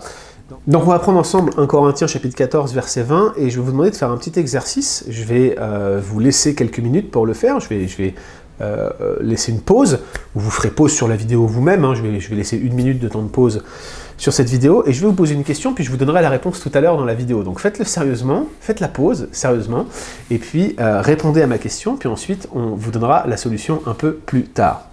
Ok, relisez avec moi dans 1 Corinthiens chapitre 14 et on va lire ensemble à partir du verset 18. Vous connaissez le regard critique que Paul fait sur l'usage du parler en langue des Corinthiens, quel que soit votre arrière-plan, quel que soit votre avis sur les dons spirituels. Vous savez que les Corinthiens se servaient du parler en langue d'une manière qui ne faisait pas honneur au don lui-même. Paul leur dit, verset 18, « Je rends grâce à mon Dieu de ce que je parle en langue plus que vous tous. » 1 Corinthiens 14, 18. « Mais dans l'Église, j'aime mieux dire 5 paroles avec mon intelligence afin d'instruire aussi les autres que 10 000 paroles en langue. » Frères, verset 20, « Ne soyez pas des enfants sous le rapport du jugement, mais pour la méchanceté, soyez des enfants, et à l'égard du jugement, soyez comme des hommes faits. Il est écrit dans la loi, « C'est par des hommes d'une autre langue et par des lèvres d'étrangers que je parlerai à ce peuple. Et ils ne m'écouteront pas, même ainsi, dit le Seigneur. » Et Paul de conclure, « Par conséquent, les langues sont un signe non pour les non-croyants. » Non, je recommence, verset 22. « Par conséquent, les langues sont un signe non pour les croyants, mais pour les non-croyants. La prophétie, au contraire, est un signe non pour les non-croyants, mais pour les croyants. » Si donc dans une assemblée de l'Église entière, tous parlent en langue et qu'il entre de simples auditeurs ou des non-croyants, ne diront-ils pas que vous êtes fous? Mais si tous prophétisent et qu'il entre un non-croyant ou un simple auditeur, il est convaincu par tous, il est jugé par tous et les secrets de son cœur sont dévoilés, de telle sorte que tombant sur sa face, il adorera Dieu et il publiera que Dieu est réellement au milieu de vous. Ok, voici le petit exercice que je vous propose. À partir du verset 1, Paul va demander aux Corinthiens de ne pas être des enfants et de se comporter comme des hommes sages vis-à-vis du jugement. Première question, pourquoi est-ce qu'il est question de jugement ici? Deuxième question, il fait une citation, la citation de Ésaïe 28, si ma mémoire est bonne, laissez-moi vérifier ça de suite sous vos yeux ébahis. Donc cette citation d'Ésaïe, c'est ça, Ésaïe 28, 11, 12, c'est par des hommes d'une autre langue et par des lèvres d'étrangers que je parlerai à ce peuple, ils ne m'écouteront pas, même ainsi, dit le Seigneur. Quel est le rapport de cette citation avec le reste? Quel est le contexte d'Ésaïe 28? Allez donc vérifier. Troisième question, et vous avez besoin de répondre aux deux premières afin de répondre à la troisième. Par conséquent, dit-il, les langues sont un signe, non pour les croyants, mais pour les non-croyants. La prophétie, au contraire, est un signe non pour les non-croyants, mais pour les croyants. C'est assez clair que le signe du parler en langue ne s'adresse pas aux croyants, ou n'est pas destiné aux croyants, mais il est destiné aux non-croyants, et la prophétie, c'est l'inverse. Mais pourquoi? Quelle est la logique de Paul, puisqu'il continue ensuite en disant que si un non-croyant rentre et les entend parler en langue, ils vont dire que vous êtes fous, comme si le signe du parler en langue n'aurait aucun effet sur eux. Pourquoi Paul dit-il alors que c'est un signe pour les non-croyants si les non-croyants ne le comprennent pas? Et pourquoi dit-il que la prophétie serait pour les croyants si manifestement c'est celui-ci qu'il faut utiliser pour que les non-croyants puissent entendre? Hé hé, bonne question. Il n'y a pas un problème dans l'argument logique de Paul? Il n'y a pas une case qui manque quelque part ici? Donc je vous répète les trois questions. Pourquoi est-ce que Paul parle d'un seul coup du jugement dans son propos sur le parler en langue? Deuxième question, pourquoi est-ce qu'il cite Ésaïe 28, 11, 12 ici? Quel est le rapport? Quel est le contexte d'Ésaïe 28, 11, 12? Troisième question, mais quelle est donc la logique de Paul de dire que les langues sont un signe pour les non-croyants, si les non-croyants, comme il le dit après, ne le comprennent pas? Ce que je vous propose, c'est que vous fassiez pause maintenant, vous cliquez sur pause sur la vidéo, vous prenez 5-10 minutes, vous tentez de répondre à cet exercice, puis on y répondra dans peut-être une dizaine de minutes après que j'ai exposé cet aspect du cours. Donc faites pause maintenant, tout de suite, et on se retrouve dans 5 minutes, mais je vous laisse gérer ça, je ne mets pas d'écran de pause, je vous laisse directement remettre play sur la vidéo ensuite pour qu'on passe à la suite du cours. Bien, quant à nous, nous allons pouvoir continuer, et je reviens au cours donc sur la session 3.3, on va vous donner la réponse dans quelques instants à l'exercice que vous avez fait lorsque vous avez fait pause il y a quelques secondes de cela. Le point que je veux souligner pour vous, et ça donne une réponse à la première question de 1 Corinthiens chapitre 14 verset 20, c'est que l'existence de langues non interprétées est systématiquement associée à un signe de jugement dans les Écritures. L'existence de langues non interprétées est systématiquement associée à un signe de jugement dans les Écritures. Regardez Genèse 11. Genèse 11, c'est l'épisode de la tour de Babel, c'est l'épisode de la confusion des langues, où Dieu a jugé le péché et l'orgueil des langues, et l'orgueil des hommes, pardon. Comment? Eh bien, en confondant leur langage. Ce jugement ne se limite pas à une simple dispersion, mais c'est le mélange des langues qui place des limites à la cohabitation ou même à la coopération pécheresse des hommes. Donc les langues sont réellement un signe de Dieu qui vient et qui juge les entreprises pécheresses des hommes. C'est ce que l'on voit dans l'épisode de la tour de Babel. Et cet épisode de confusion, avec un jeu sur le mot BBL, si ça vous intéresse, j'ai prêché sur ce passage et je vous mettrai ça dans les liens pour aller plus loin de ce cours, où j'expose un peu les différents jeux de mots qui sont présents. Eh bien, l'idée de cette ville comme le lieu de la confusion, en quelque sorte, suggère que c'est l'élément fondateur sur lequel se place cette idée de langue qui constitue un oracle de jugement. Et ce jugement du peuple de Dieu est ensuite répété à plusieurs reprises, y compris dans le Pentateuque, mais également dans la littérature prophétique. Regardez Deutéronome 28, 49. « L'Éternel fera partir de loin des extrémités de la terre une nation qui fondra sur vous d'un vol d'aigle, une nation dont tu ne comprendras pas, une nation dont tu n'entendras pas la langue. » C'est ici, bien sûr, une menace prophétique, la malédiction de l'exil, la malédiction de la déportation, la malédiction d'être frappé par un peuple dont on ne comprend pas le langage. Tout cela est répété à maintes reprises dans les malédictions du Deutéronome, c'est ce qu'on voit là. Mais clairement, c'est une préfiguration de l'exil babylonien et de ce peuple à la langue incompréhensible, les Chaldéens, qui allaient frapper sévèrement les Israélites désobéissants. Clairement, les langues étrangères sont vues comme un oracle de jugement. Et c'est pas fini, regardez les prophètes maintenant pré-exiliques et exiliques. On va commencer par Jérémie qui est un prophète exilique, donc un prophète pendant l'exil. Je fais juste une parenthèse pour vous expliquer ce que je veux dire ici. L'exil étant un événement, l'exil de 587-586 avant Jésus-Christ, la déportation à Babylone étant cet événement cataclysmique particulièrement marquant dans l'histoire d'Israël, on parle souvent de textes pré-exiliques, donc avant l'exil, de textes exiliques pendant l'exil, et de textes post-exiliques après l'exil, ou de prophètes pré-exiliques, exiliques ou post-exiliques. Typiquement, un prophète pré-exilique, c'est Ésaïe, fils d'Amoz. Des prophètes exiliques, c'est Jérémie et Ézéchiel. Jérémie qui était à Jérusalem au moment de l'exil, Ézéchiel qui était à Babylone au moment de l'exil. Et puis des prophètes post-exiliques, vous en avez plusieurs, par exemple Zacharie, par exemple Agé, qui sont des prophètes post-exiliques attestés. Puis vous avez aussi d'autres prophètes qui mériteraient qu'on discute, qu'on ne sait pas vraiment où les placer. Si ça vous intéresse, le prochain cours transmettre, au moment où j'enregistre cette vidéo, ça sera un cours de théologie biblique de l'Ancien Testament. Je voudrais vraiment vous inviter à venir, parce que c'est le genre de choses dont on va discuter sur l'Ancien Testament. Il y a de nombreuses richesses que j'aimerais évoquer avec vous. Donc, regardez la littérature exilique, par exemple, Jérémie 5,15. « Voici, je fais venir de loin une nation contre vous, maison d'Israël, dit l'Éternel. » C'est une nation forte, c'est une nation ancienne, c'est une nation dont tu ne connais pas la langue, dont tu ne comprendras point les paroles. On voit clairement l'écho de la malédiction du Deutéronome qui se réalise dans le jugement que Dieu envoie les Babyloniens sur Israël, que Dieu déporte Israël en Babylonie. C'est moi qui vous ai envoyé en exil, dit Dieu, c'est lui qui le fait, et son jugement, c'est de leur envoyer un peuple aux langues étrangères.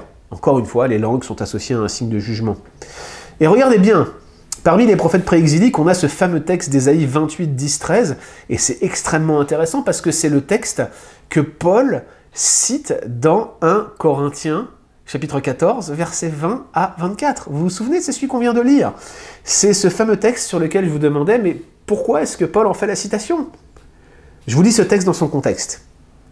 C'est précepte sur précepte, dit Ésaïe, précepte sur précepte, règle sur règle, un peu ici, un peu là. Eh bien, c'est par des hommes aux lèvres balbutiantes et au langage barbare, comprendre étranger, que l'Éternel parlera à ce peuple. Il lui disait, voici le repos, laissez reposer celui qui est fatigué, voici le lieu du repos. Mais ils n'ont point voulu écouter. Et regardez bien, et pour eux, la parole de l'Éternel sera précepte sur précepte, précepte sur précepte, règle sur règle, un peu ici, un peu là, afin qu'en marchant, il tombe à la renverse et se brise, afin qu'il soit enlacé et pris. Clairement, Ésaïe 28, 10 associe les langues étrangères, malédiction du Deutéronome, à un oracle de jugement. Et qu'est-ce que Paul fait? Il lie le parler en langue tel que pratiqué dans l'Église à un oracle de jugement d'Ésaïe 28, et donc à toute la tradition d'oracle de jugement qu'on a depuis Babel. L'un et l'autre sont directement connectés. Je redis ce que je vous ai dit tout à l'heure, le parler en langue n'apparaît pas comme ça d'un seul coup, comme un lapin qui sort du chapeau du magicien. Il y a toute une tradition du parler en langue que l'on retrouve et que Paul évoque au travers de ses relations intertextuelles entre l'Ancien et le Nouveau Testament. Et le cours le souligne. La fin de l'obstacle des langues, c'est un signe de la présence du royaume de Dieu sur terre. Regardez Ésaïe 33, versets 17 à 19. « Tes yeux verront le roi dans sa magnificence, ils contempleront le pays dans toute son étendue. Ton cœur se souviendra de la terreur. Où est le secrétaire? Où est le trésorier? Où est celui qui inspectait les tours? Tu ne verras plus le peuple audacieux et le peuple au langage obscur qu'on n'entend pas, à la langue barbare, qu'on ne comprend pas. » Vous voyez donc bien que les langues étrangères, les langues incompréhensibles sont un oracle de jugement, un oracle qui venait marquer un jugement particulier sur un peuple. Et donc, on en vient à la réponse au petit exercice que je vous ai donné il y a quelques instants. Revenez donc avec moi sur 1 Corinthiens 14, versets 20 à 25, notamment 20 à 22-23, qui sont les fameux versets qui sont problématiques pour nous, notamment le fameux argument du flux rhétorique de Paul. Pourquoi est-ce que Paul parle donc d'être des hommes faits à l'égard du jugement? Clairement parce que le parler en langue est associé par Paul lui-même à un signe de jugement dont on a une longue tradition dans l'Ancien Testament. Comment est-ce que je peux le dire? Regardez la citation qu'il fait au verset 21 d'Ésaïe 28. On a lu tout à l'heure qu'Ésaïe 28 est clairement une allusion aux malédictions du Deutéronome lui-même, elle-même connectée à l'épisode de la tour de Babel. Bref, vous voyez clairement que les langues telles que mentionnées par Paul dans l'Église, sa compréhension de la Pentecôte et des langues, c'est qu'il y avait quelque part ici un signe de jugement. Maintenant, la question qui se pose, c'est pourquoi est-ce que Paul parle des langues comme un signe pour les non-croyants ou pour les incrédules, de sorte que les incrédules ne puissent pas le comprendre? Eh bien, la réponse, elle est clairement mentionnée dans le contexte d'Ésaïe 28 quand ils disent « Pour eux, pour les Juifs en exil, la parole de l'Éternel sera précepte sur précepte, précepte sur précepte, règle sur règle, un peu ici et un peu là, afin qu'en marchant, il tombe à la renverse, qu'il se brise, qu'il soit enlacé, qu'il soit pris. La parole en langue rend incompréhensible la révélation et renferme dans l'incrédulité. » Ce que Paul est en train de leur dire, au travers de cet appel à l'Ancien Testament qui est clair quand on le contemple tout le passage, c'est que chaque fois que vous utilisez le parler en langue dans sa version originelle, c'est-à-dire la version de la Pentecôte biblique, c'est un signe de jugement que nous proclamons. La Pentecôte en elle-même marque une transition claire et nette avec l'effusion du Saint-Esprit. Ce sont des langues qui sont répandues sur tous les Juifs de la dispersion, que chacun peut comprendre parce qu'il vient de régions différentes, mais c'est clairement un signe de jugement sur l'Israël qui a abandonné Dieu et qui refuse le Messie, et c'est une transition qui invite les croyants à se tourner vers Dieu, à se repentir de leur erreur. C'est ce que Paul leur dit. « Que faire donc, frères? Repentez-vous » qu'il leur dit. Ils eurent le cœur vivement touché. Il lui demande, il leur dit « Repentez-vous, croyez à l'Évangile » C'est un signe de jugement pour conduire à la repentance. C'est un signe qui rappelle l'endurcissement progressif d'Israël. Et ce que dit Paul, il leur dit, quand vous vous rassemblez ensemble, si vous valorisez le parler en langue, et surtout si vous ne traduisez pas, tout ce que vous faites, c'est de rappeler ces oracles de jugement sans fin. Vous proclamez un jugement sur ceux qui sont incapables d'entendre, et tous les non-croyants qui vous visitent, ils vont penser que vous êtes fous, parce que non seulement ils ne comprennent pas ce que vous dites, mais vous les gagnerez jamais, et ce faisant, vous utilisez un signe de jugement contre eux. Donc, privilégiez les paroles faites avec votre intelligence, privilégiez les oracles prophétiques s'ils sont clairs, et si vous voulez absolument parler en langue, si vous y tenez absolument, faites en sorte que cela soit traduit, sinon taisez-vous. Voilà le propos de Paul dans 1 Corinthiens 14, voilà son idée, et voilà comment Paul argumente par rapport au désir absolu des Corinthiens de vouloir parler en langue. Ceci étant dit, il faut aussi noter que Paul va donner des instructions précises par rapport aux dysfonctions qui avaient cours à Corinthe. Regardez en 1 Corinthiens 14, 26.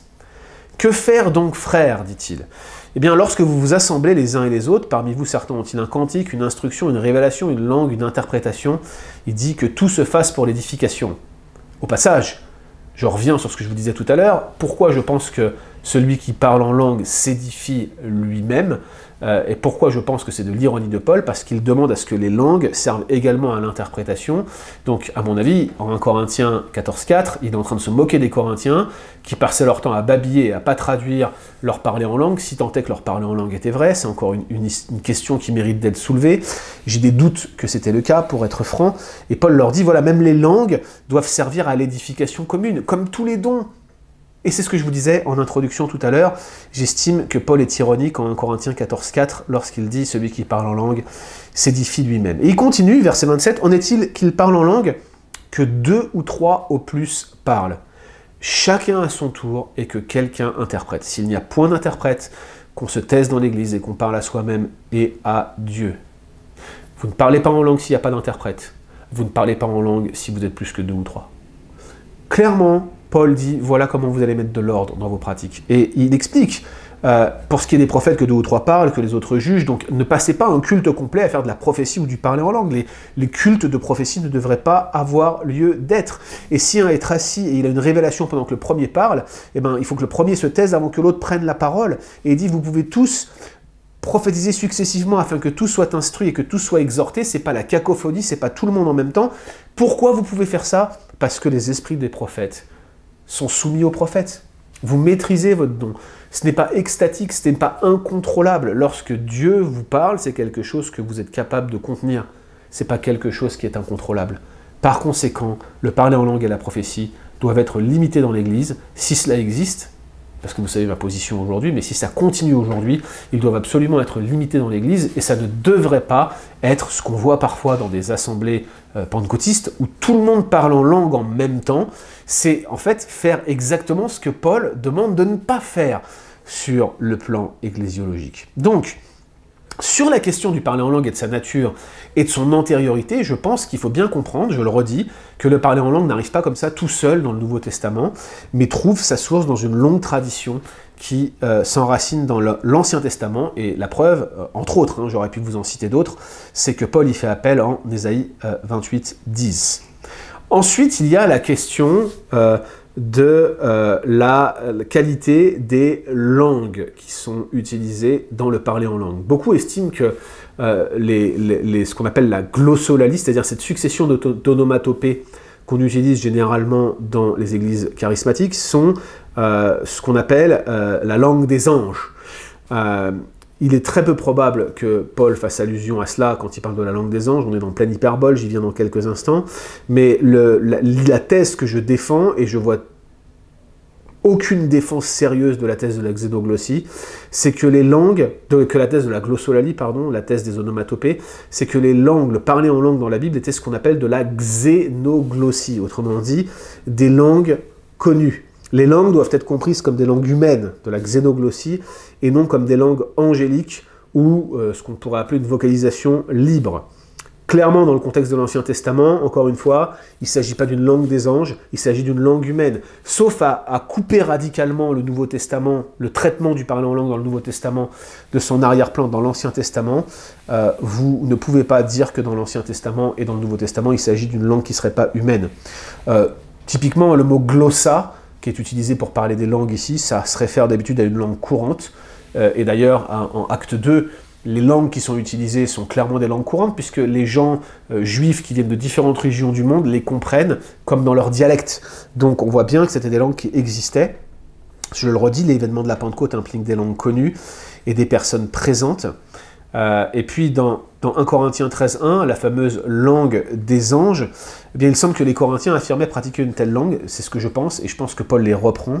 Et Paul l'emploie de manière hypothétique, il dit « quand je parlerai les langues des anges », donc il n'est pas si clair que ce soit une référence à des Corinthiens qui parlaient dans une langue céleste ou angélique. En tout cas, les Corinthiens prétendaient le faire, mais Paul semble leur dire « écoutez, même si moi je le faisais, autrement dit je ne le fais pas, comprenez bien que si j'ai pas d'amour, je ne suis rien. » Donc cette idée d'une langue des anges est très probablement une hyperbole, encore une fois qu'il faut comprendre comme une forme d'ironie envers les Corinthiens. L'autre passage qui n'est pas mentionné ici, c'est ce fameux passage où on dit « si quelqu'un parle en langue, c'est ton esprit qui le dit des mystères ».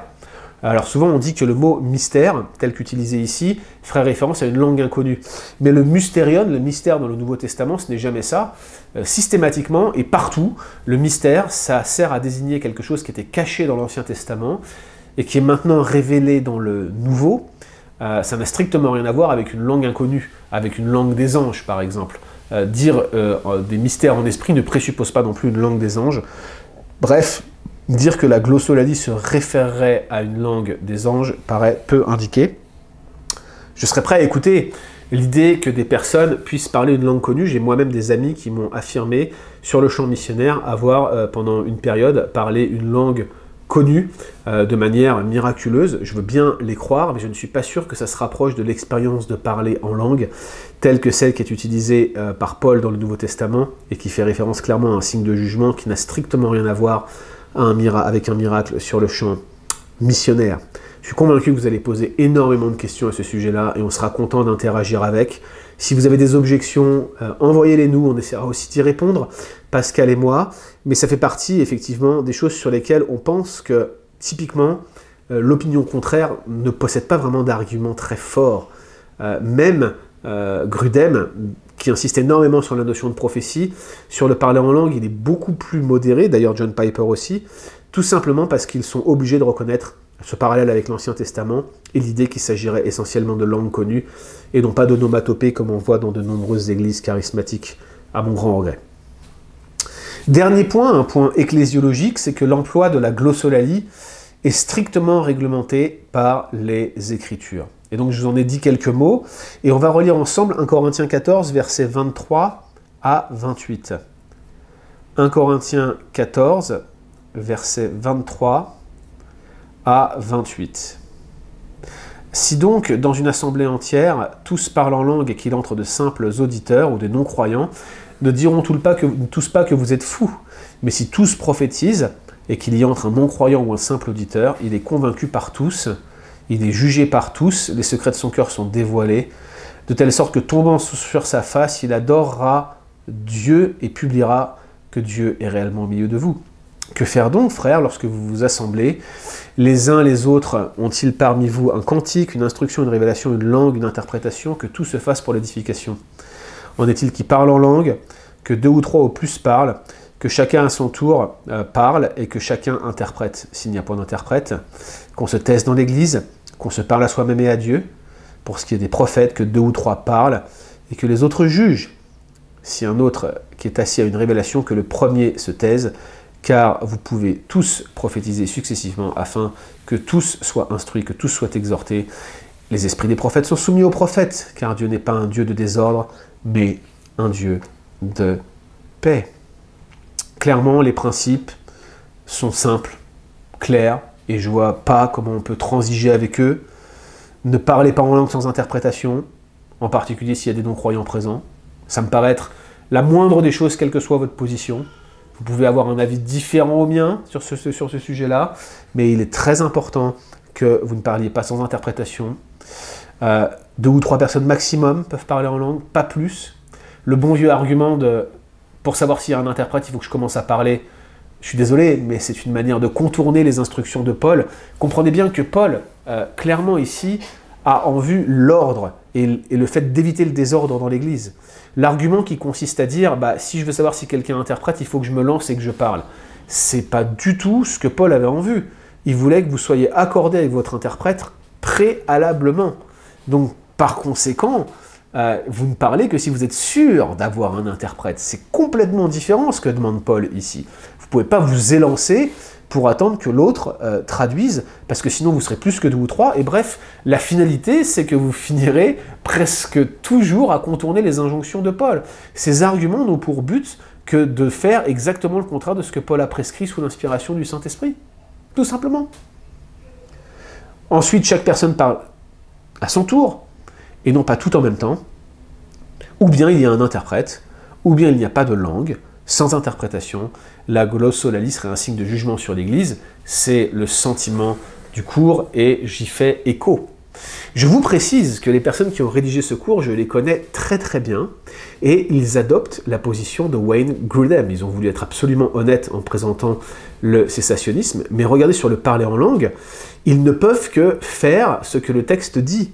Les injonctions que je viens de lire, les commandements qui concernent le parler en langue, sont écrites noir sur blanc dans ces textes, et on ne peut pas les contourner. Par conséquent, j'aimerais inviter ceux d'entre vous aujourd'hui qui fréquentent des églises où le parler en langue est la norme et où tout le monde parle en langue en même temps. Comment pourriez-vous évaluer vos pratiques ecclésiales à la lumière de ce que Paul dit dans ce texte? Non pas ce que moi je dis, mais ce que Paul dit. Jugez-en vous-même, n'est-ce pas là l'exposition la plus simple et la plus logique de ce texte qui n'a aucune complication majeure à part la citation de l'Ancien Testament qu'on a regardé ensemble tout à l'heure, et encore, c'est pas une grosse difficulté. Tout le reste ne sont que des commandements de Paul qu'il donne sous l'inspiration du Saint-Esprit, en tant qu'apôtre, et ma question c'est, résisterons-nous aux Écritures? Voilà donc pour cette session 3. Vous l'avez compris, le Saint-Esprit est Dieu, et il agit d'une manière spéciale et particulière dans l'Église. Il œuvre principalement au travers de la parole de Dieu, il met en œuvre le salut dans la vie des croyants, il donne puissance à la vie chrétienne, il y a une idée de salut au quotidien, de sanctification, c'est l'œuvre du Saint-Esprit, et il reproduit en nous le caractère de Christ. Il nous donne tous les dons dont nous avons besoin, il habilite les croyants à se mettre au service des uns des autres, mutuellement, comme un corps, par les dons spirituels, et la prophétie et le parler en langue doivent être maniés avec extrêmement de précaution. Il faut au moins que vous soyez au courant des différentes interprétations qui vous sont proposées. Voilà, c'était un plaisir pour moi d'enseigner ce cours avec mon cher ami et collègue Pascal Denot. On va se donner rendez-vous maintenant dans quelques minutes, je pense, je ne sais pas à quelle heure vous allez terminer de visionner ces vidéos, mais nous allons pouvoir ensemble, dans quelques instants, répondre à vos différentes questions. Ce sera à 18 h heure de France, ce samedi 13 juin 2020, au moment où ce cours est diffusé pour la première fois.